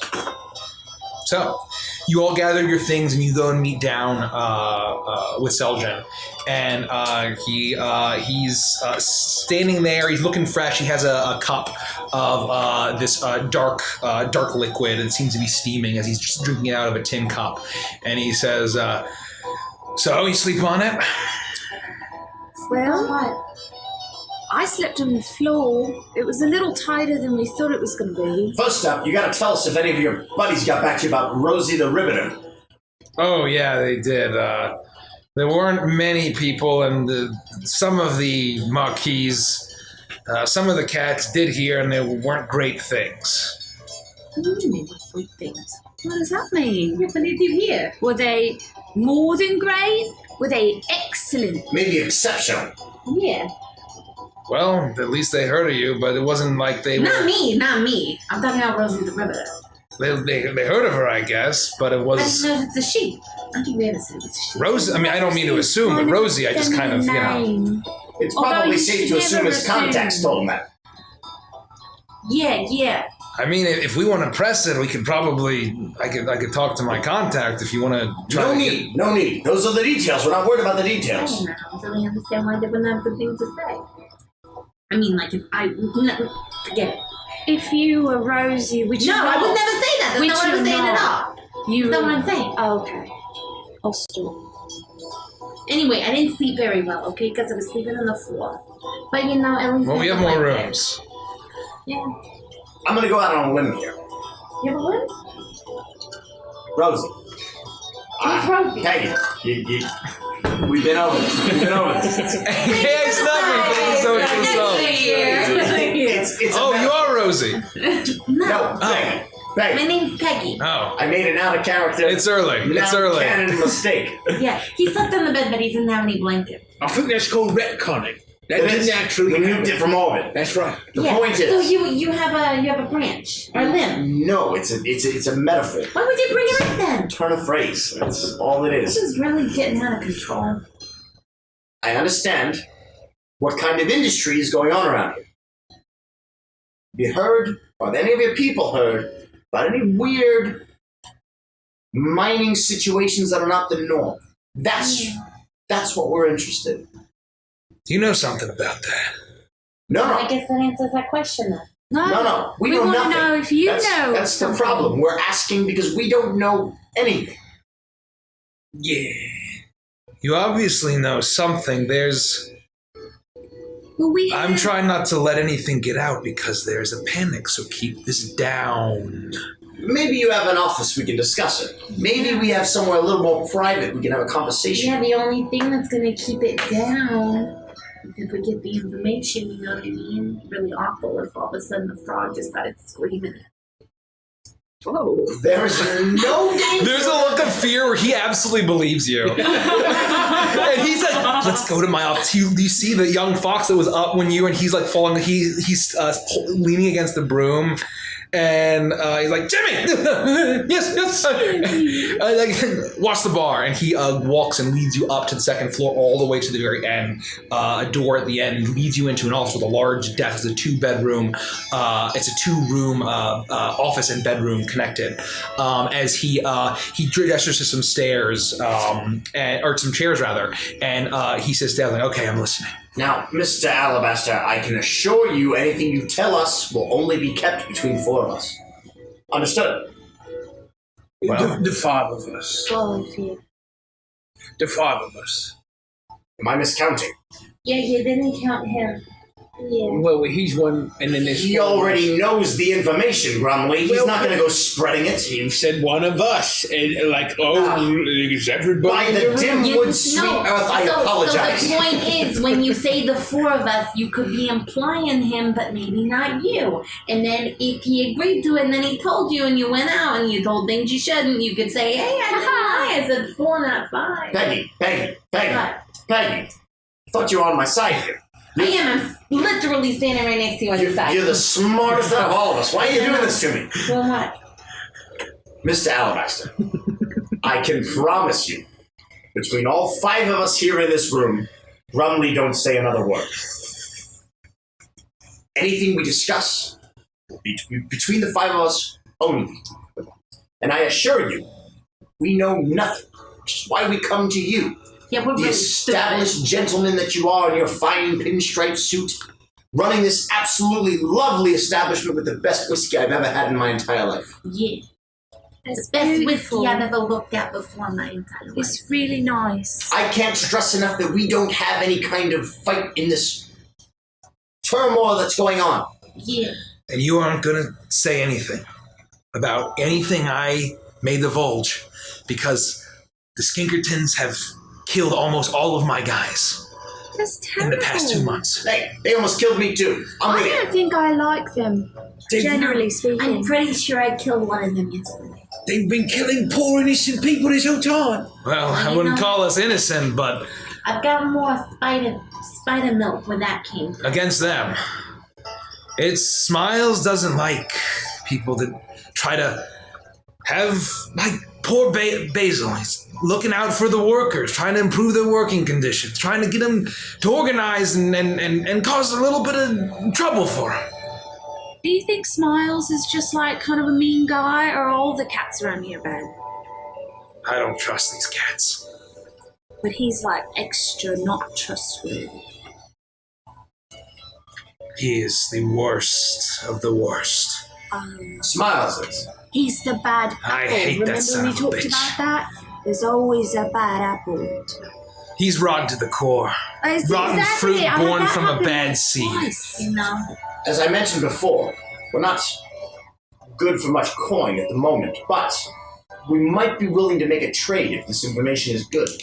I've got big pockets and a big brain. I wasn't going anywhere else with it. So you have butter up, right? I do. Well, I have pleasant facade. Pleasant facade.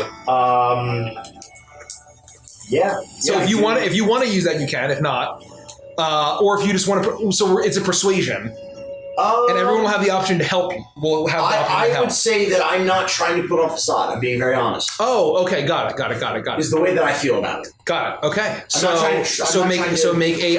I thought it's not. Is that fooling? Is it or is it?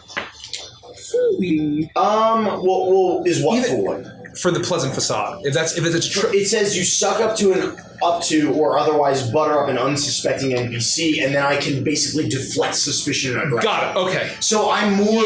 Yeah. I'm not trying to. Got it. Trick him. So make a charm. Charm roll. Rather persuade. Persuade. Roll with charm. Yeah, I can. Is that on here? Yeah. Persuade an NPC. Perfect. Yeah. Okay. I got a 10 with my +2 to You're charm. crushing the roll. A 10. Holy shit. As he nods and he reaches into a drawer in his desk and he shakes his head. He's like, bewildered, and he takes a huge swig out of the bottle. Oh no, I put some of my spider venom in there. Oh no, I'm fucking with you. It does say provided you give them strong motivation or a reasonable bribe. That's So strong I was motivation going to get enough. to my proposal, provided he is.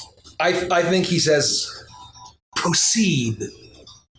What I'm thinking here, from what I'm hearing, is that you really don't like this Smiles guy, and most importantly, the Fucking Smiles. the Marquisate occupation. We might be able to mix things up a little bit here. Maybe hit them where they really hurt. Coin purse. And how do you propose to do that? The iron mines show no signs of tapping out. Surely there'd be some way, if we all put our minds to it and take a moment to think, to separate these fools from their coin. And they might even make your pockets a little bit more heavy as well. Can I figure this guy out? If you're trying to discern his business, yeah, feel free to roll with... Hold on. You can figure him out by rolling a charm charm. roll. Yeah. So, how does this my connection work? If you share information with Grumley after reading a tense situation, you both benefit from the +1 for acting on the answers. If you help them while they are attempting, you're not attempting roguish feats. Yeah, so it's basically like you're seeing and you're like, or this is a tense situation, like there's a standoff or something, and you're discerning. Or if you figure something, if you do the figuring out, then he or you, I guess, gets a +1 on a follow-up, is what it sounds like to me. So I got a 7. A 7, okay. Which means that I hold 1. Okay. And I will just ask it now. Is your character telling the truth? Yeah, you can spend hold 1 for 1. Yes.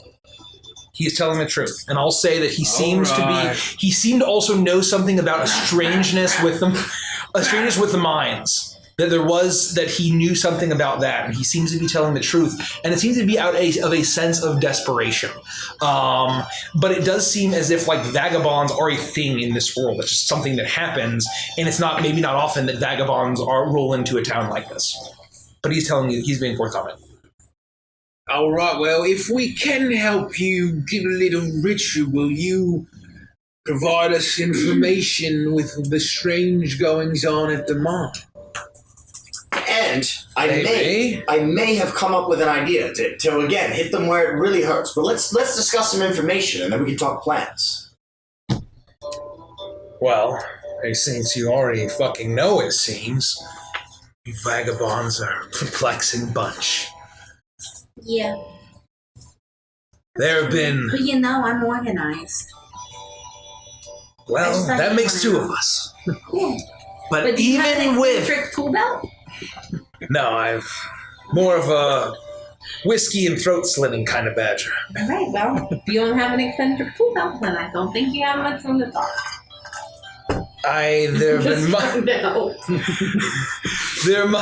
there are miners that have the most recent dig has Smiles has dug too greedily and deep. There's been tons of cave-ins, but the ones that have made it out have almost been going mad, muttering, and then as soon as that happens, they wander off. Skinkerton's usually not far behind. Never seen again. Madness, you say? Seems that way. And you know exactly which mine this may be. That's the one that Smiles is very interested in. I don't trust that fucking cat as far as I can throw. And it's not very far. Well, I suppose we should go investigate. Well, I don't think it'll be that easy. But we appreciate your forthcoming with the information. So how are you going to help me? Well, let me start by asking you one question. How many of these mines, I assume there are many, and we're not talking about the special mine, the standard mine. Dozens. How many do you own? I don't own any. How much would it help you if we even just took one away from them and gave it to you? What are we gonna do now? How do you intend to do that? What if we were able to convince one of these mines was very close to running dry? Got him to sell it for cheap.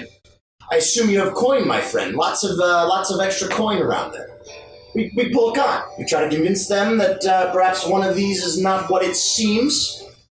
Maybe we try to drive the price down, and if the buyer is right, you take it off their hands. Hit them where it hurts. Well, the problem with that is that Smiles, if it was any worthwhile to me, he would have bought it up instantly. That's just an idea. Just playing with a little...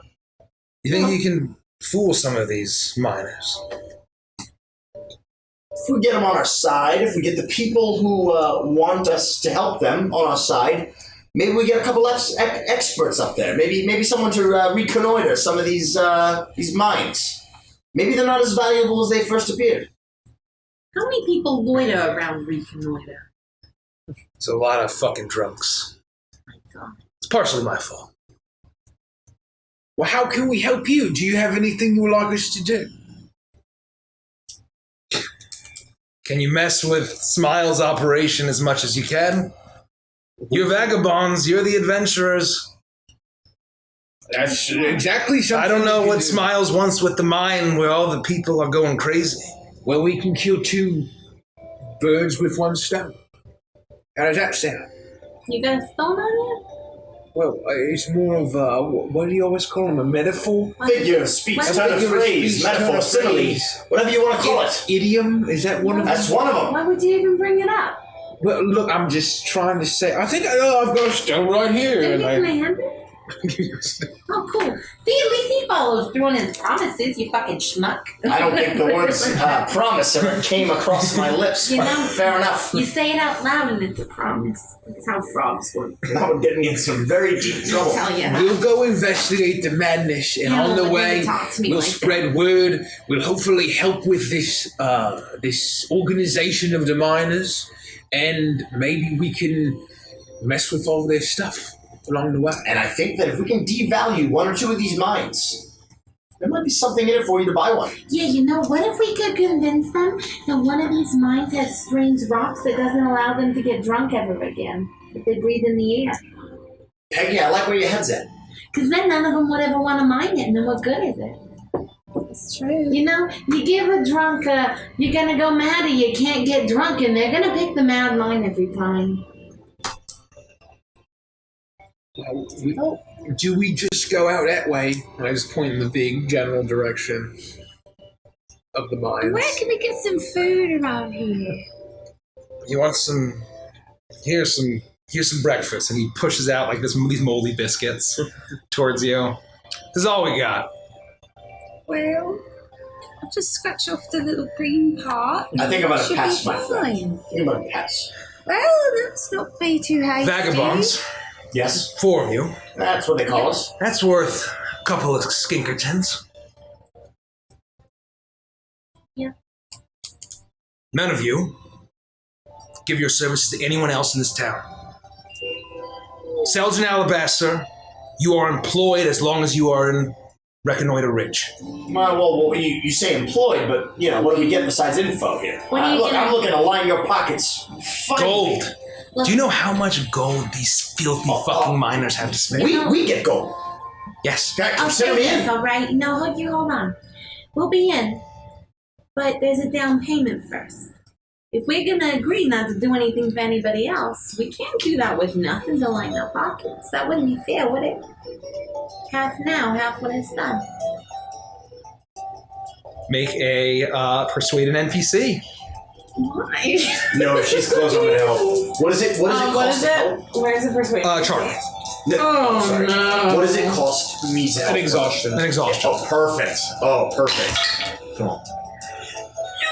I got 12, but I think it's a minus a 1. No, you're still going. Still So good. it says charm. Yeah, so I got 11. Fuck yeah. He says, he looks and he says, now that is some forward-thinking fucking gumption. You would think. That's all Peggy for you. The enthusiasm, the brain. Okay. I don't get what he's doing. The muscle. He's the muscle. the muscle, come on. Surely you have And you- muscle. Do the growling thing that you do. Scary, huh?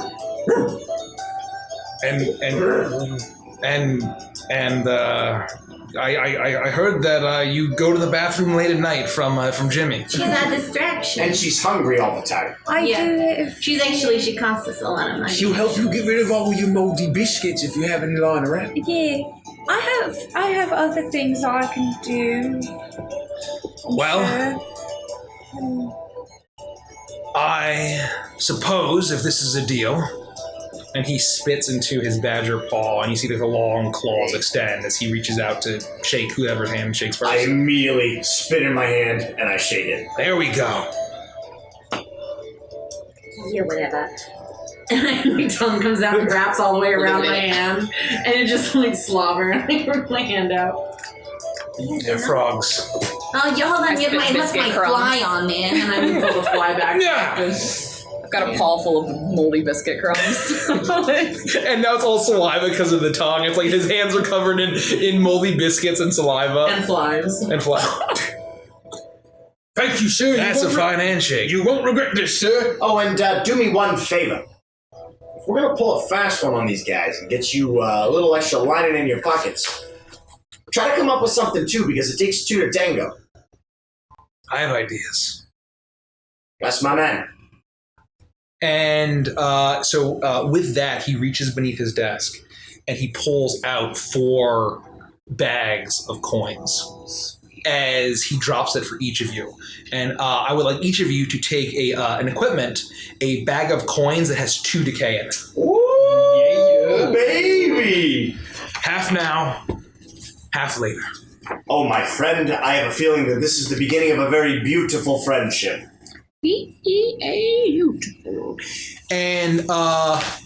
And as you see, like there's many windows alongside on the second floor. As he says, "Well, shall we celebrate our new partnership with some coffee out on the balcony to overlook the filthy fucking thoroughfare?" That sounds absolutely lovely. Do you have any root tea? Or did I ask that yesterday? I forgot I asked that yesterday.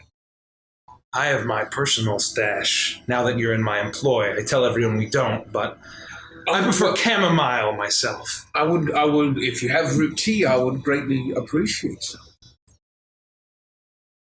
I'll have Dolly make you some. Thank you. And so as he stands up, the door Thank you, sir. swings open.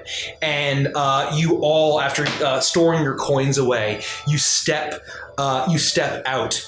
And as you all begin to walk out, suddenly Seljan jolts in shock as a crossbow bolt flies in and hits the door frame. And as you all walk out onto the balcony, you see a row of 4 skinks flanking a large gray cat in a brown bowler cap in brown suit. He has 2 thumbs in the lapels, and he yells up and says, "I hear your man has been messing with my business." And that's where we're on the session. No! There ain't no law against me breaking your fucking jaw! I didn't know we were gonna get to play Deadwood. I have so much to say, I can't say another word before Adventures in Chill. By the way, what is Adventures in Chill? Adventures in Chill is a subscriber-only perk where we live stream. We turn down this stream and start it back up again, and it's for subs only. You can enjoy us. We discuss about our favorite part of the session. We discuss about theories. We talk about a lot of things. This is sure to be an interesting one because this is our first real proper session with the Root RPG and with Powered by the Apocalypse in general. So please stay tuned. Thank you. And yeah, I know. I'm sorry, guys, but I love it. There's one. Do you want to level up? oh yes. Oh shoot. Sorry. So we need to do advancements. I'm so sorry. I'm so used to D&D. So at the end of every session of Root the RPG, and I believe in other Powered by the Apocalypse, let's go over everyone's advancements. So who advanced? I believe that I did, which is why I asked the poignant question that I did. Yes. Because I advance when I enter a clearing I've never been to, or I've only been to a long time ago. I would say take an advancement. So what does that mean, Mike? So when you take an advancement, it is this system's form of leveling up. You can increase 1 to a stat with a maximum of +2. You can also take an additional weapon ability, and I believe that there is also a reputation. You can take... Rich, do you remember? I apologize. I think you picked either one stat or one of any of the moves, weapon moves. But isn't there a third one? Or no? I don't think so. Okay, well, if we're wrong... No, it's a playbook move, a weapon move, or an ability point. Playbook Got it. move. Got it. What's a play? Oh, playbook is your class. move. Yeah. Got it. Okay. Okay, who else? Who else may have advanced? Would it be considered my my load of toxin? Would that be considered a treasure or a serious payday? I would say the gold that you got would have been a serious payday for all of you. Oh, okay. Oh, okay. I mean, we were paid You were paid half in advance. and you got a serious payday, That's and a you lot made of an money. agreement. Yeah. Okay. Would my booze stealing have been a serious payday? I would say that would probably count. Yeah, I mean, I think that But you got you enough. can't But I double can't up. double You can't up double up, great. correct. As long as the But I do check get one is advancement. boxes checked. you're Grumley, good to did you level up. advance? Yes, I believe I did, so I'm just checking. Can we read it out? And so anyway, when people have fulfilled their drives, that is when they advance. And basically, they're trying to live out their nature to simulate the selfishness of the vagabonds. Even they're on an adventure, they still want to do what is in their nature, just like Jericho said. So justice. When you advance, when you pursue and achieve justice for someone deeply wronged by another powerful denizen. I think that is achieve exactly justice right. or, Stepped in. You achieve justice, and I would say Almost got all me of you shot. take +2 reputation, prestige with the denizens. Fuck yeah. Great. So we go. So I had -1 to the denizens, so I clear it and go up 1 or go up 2. No. So I looked this up. You don't clear anything. You add to the positive side. So you're So adding you to only both. clear when you actually hit a threshold. Right. So anyway, that is basically the end of every session of Root the RPG. That is how we do advancements and all of that business. So wait, And so- what can we add? We can add a move, a weapon skill, or a what? or An ability score. an ability Up to a score. max of 3. Yes. A move. Oh, up to a max of 3. Mike's Oh, at max of 2. 3. I apologize. Oh, I'm sorry. I'm still learning. Yes, it's a max of 3 once you are actually level in a session. So you Okay. Correct. Got it. And it can be any of it. Yep. Yes. I'm increasing my luck. So, in Advantage and Chill, we'll talk about the whole leveling up process or the advancement processes. Still breaking that mentality, but thank you guys so much for bearing with us as we dove into Root the RPG and Powered by the Apocalypse in general. And the drives can only be triggered once per session, but it was a very interesting thing. It was we'll see what everyone thinks, and obviously feedback is super appreciated. So Yeah. let us know in the Discord. Come join our Discord if you haven't yet. I imagine definitely most join of you Discord. are. Join us for Adventures and Chill. So you shouldn't have to refresh, but it wouldn't Yes. hurt if you need to. Some people said they did. Some people said they didn't. We don't really know, but We'll be up shortly. I'll let you know to Producer Rick. refresh regardless. We'll see you in a second. We'll see you in Thank you, Adventure guys. Chill, or if not, we'll see you Saturday. Thank you so much for strong. everything. And I am the game master. I roll no dice. I'm not a dungeon master. I am a game master. And the game master is a little different. Although I am the game master, this campaign, this is not my story. This is our story together. We're going to tell it together. And it's not like there's some grand overarching plus. We know what the woodland is doing. We know all the power that's going around. And it's really going to be up for the narrative to flow naturally. So there are principles in Powered by the Apocalypse style game that we're going to basically play to find out what happens. And so there's going to be times, basically the players are going to be narrating what they do. And when it's very obvious something will happen, for instance, if you have a captive tied to a chair and you just want to stab him in the heart and kill him, you just do it, because there's no chance of that. We know what's going to happen. If something is very obvious, but it's when myself as the GM doesn't know what's going to happen, that's when a roll will be triggered. So that is going to be a little bit of a different thing for the Dungeons and Dragons, and it's there's going to be 2d6 and there's going to be some stats applied, but also the DC, if you will, if you're going from Dungeons and Dragons. But what you need to hit is always going to be the same across the board. And so a 6 and below is always a fail. And there is always, but fails don't just mean like that doesn't happen. Failures, or they're misses, they're not failures. It's not supposed to be viewed as a failure, it's supposed to be viewed as a miss, and it still drives the story along. A 7 to 9 is a partial success, where you achieve the thing that you're going to do, but there are consequences. And the story will determine what those consequences are, and the players actually have agency sometimes over what those consequences are. So I was going to say, for those of you at home, it's still equivalent that we're looking for high rolls. A high roll is a good roll, and so that's a good thing to root for if you're trying to get an idea of how this works. Did you say root for? Oh! A blue jay and a raccoon show Happy up. accidents, ladies and gentlemen. And so and then a 10 and up is a success, and that is the same across the board. And there's going to be a variety of different things that do that.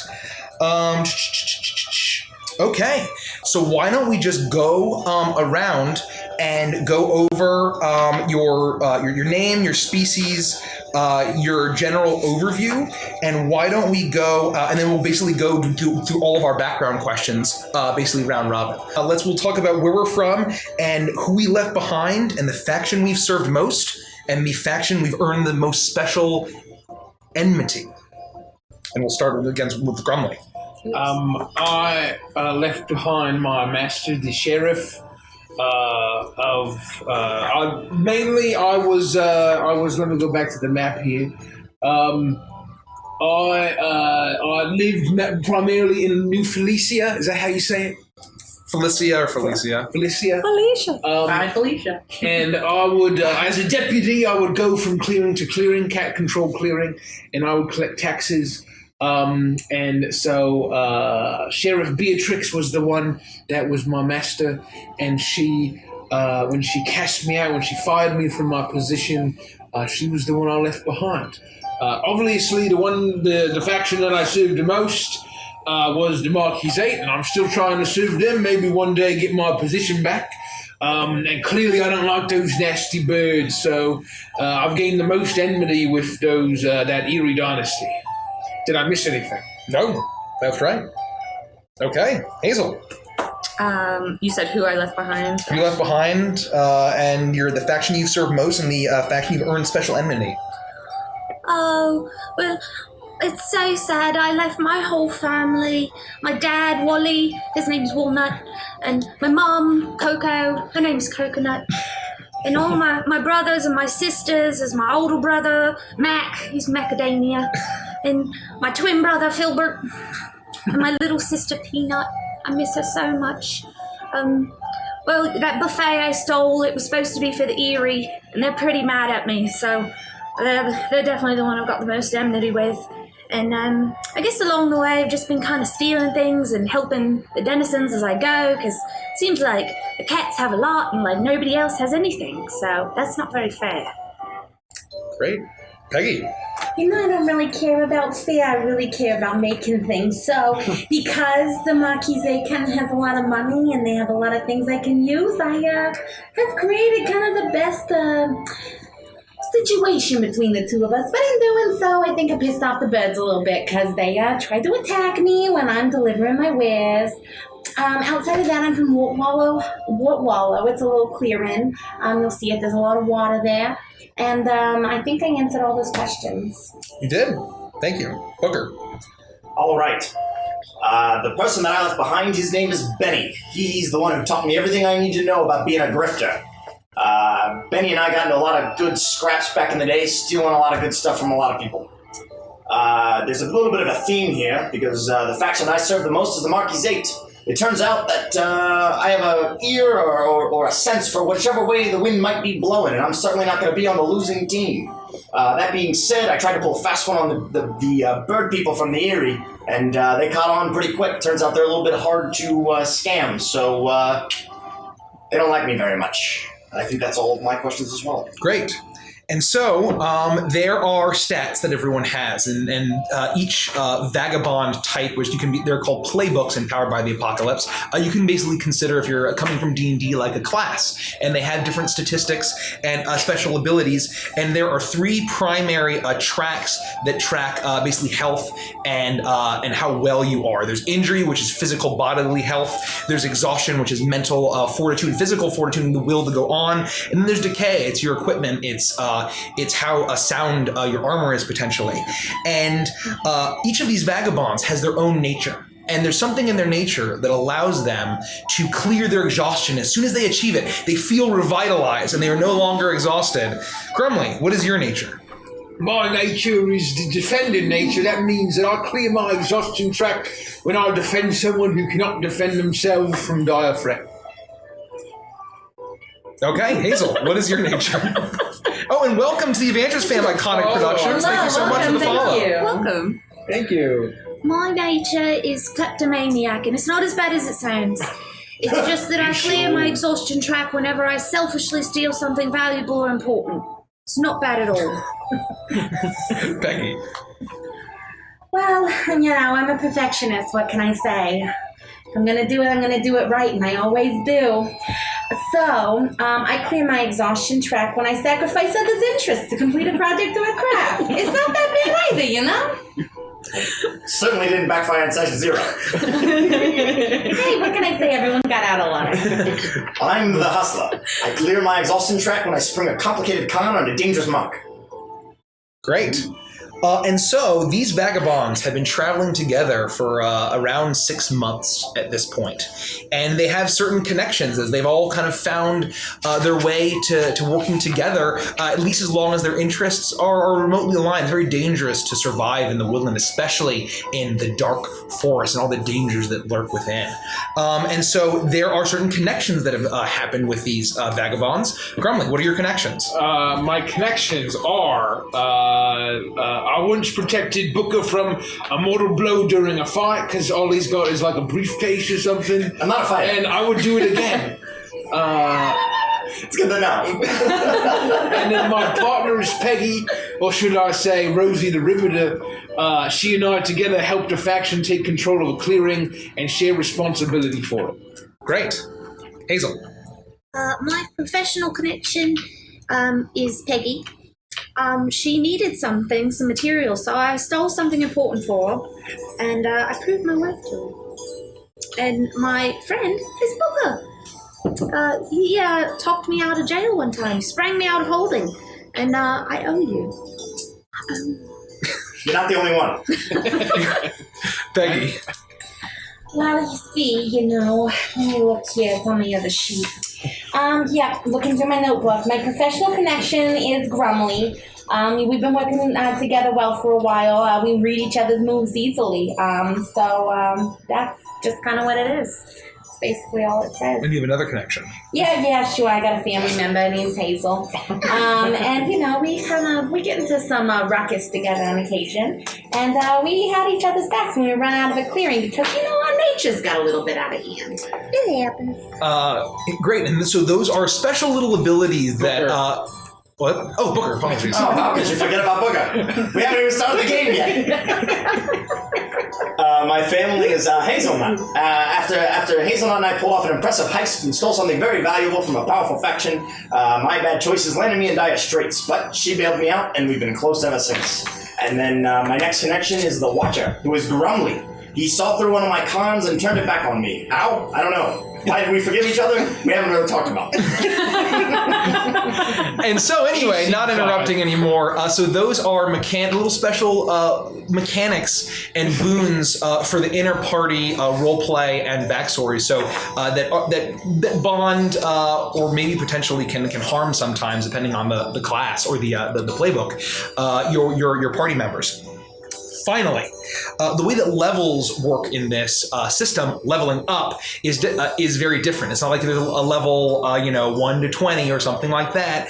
Basically, there is something called advancements, and so every time you have to select 2 drives, things that really drive you and motivate you, and every time you achieve one of those things per session, you advance. And an advancement might be +1 to a statistic, or a new weapon move, or a special reputation.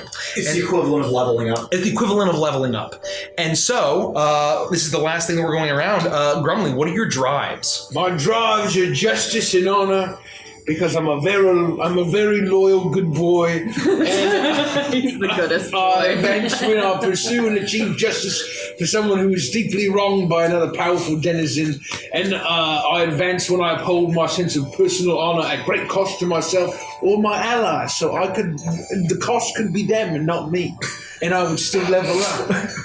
I don't like where this is going.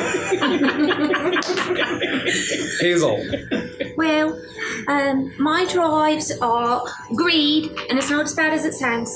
I advance when I secure a serious payday or treasure. And then ambition, and that's always a good thing. So I advance whenever my reputation increases with a faction. Thank you. Peggy.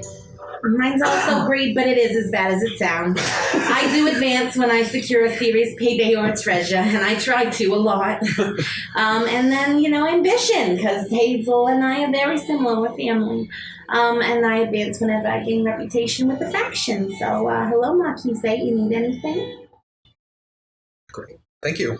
Booker, I didn't forget you this time. Thank you, I appreciate it. I've got 2 drives. One of them is thrills, and the other is wanderlust. You're going to say women. That's the third one, and it doesn't count towards any experience. Only a certain kind of experience. This is going to help you in this game. Thrills. You advance when you escape from certain death or incarceration. Let me tell you, I've almost been incarcerated a few times by those people in the Erie. Wanderlust. I advance whenever you enter a clearing you've never been to, or one you've only been to long time ago. Exactly right. And so with that, we will get into some of the additional rules as we come upon them.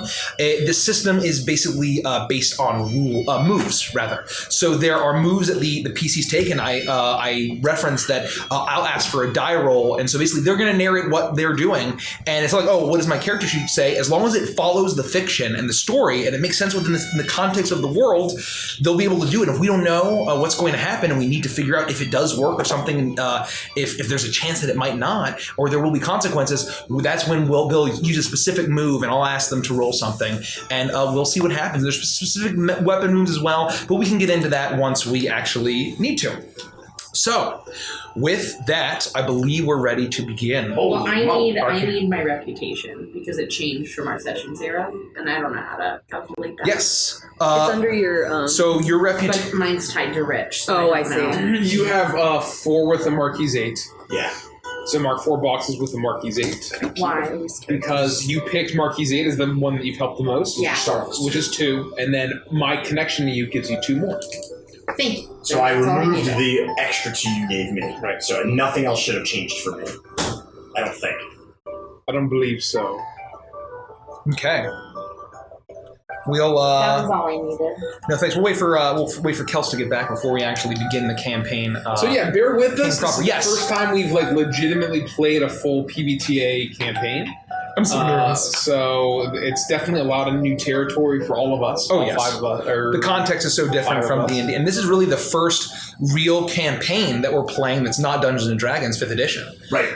This is, we've played some one-shots in a variety of other systems, but they've just really been mostly one-sheets. So this is going to be a learn. This is like an 18-sheeter. This is an 18-sheeter. It's a lot. It's a lot of rules. And then I know that the book, once it's finally released, is going to be a big fella. That's going to be beautiful. Oh, it's going to be huge.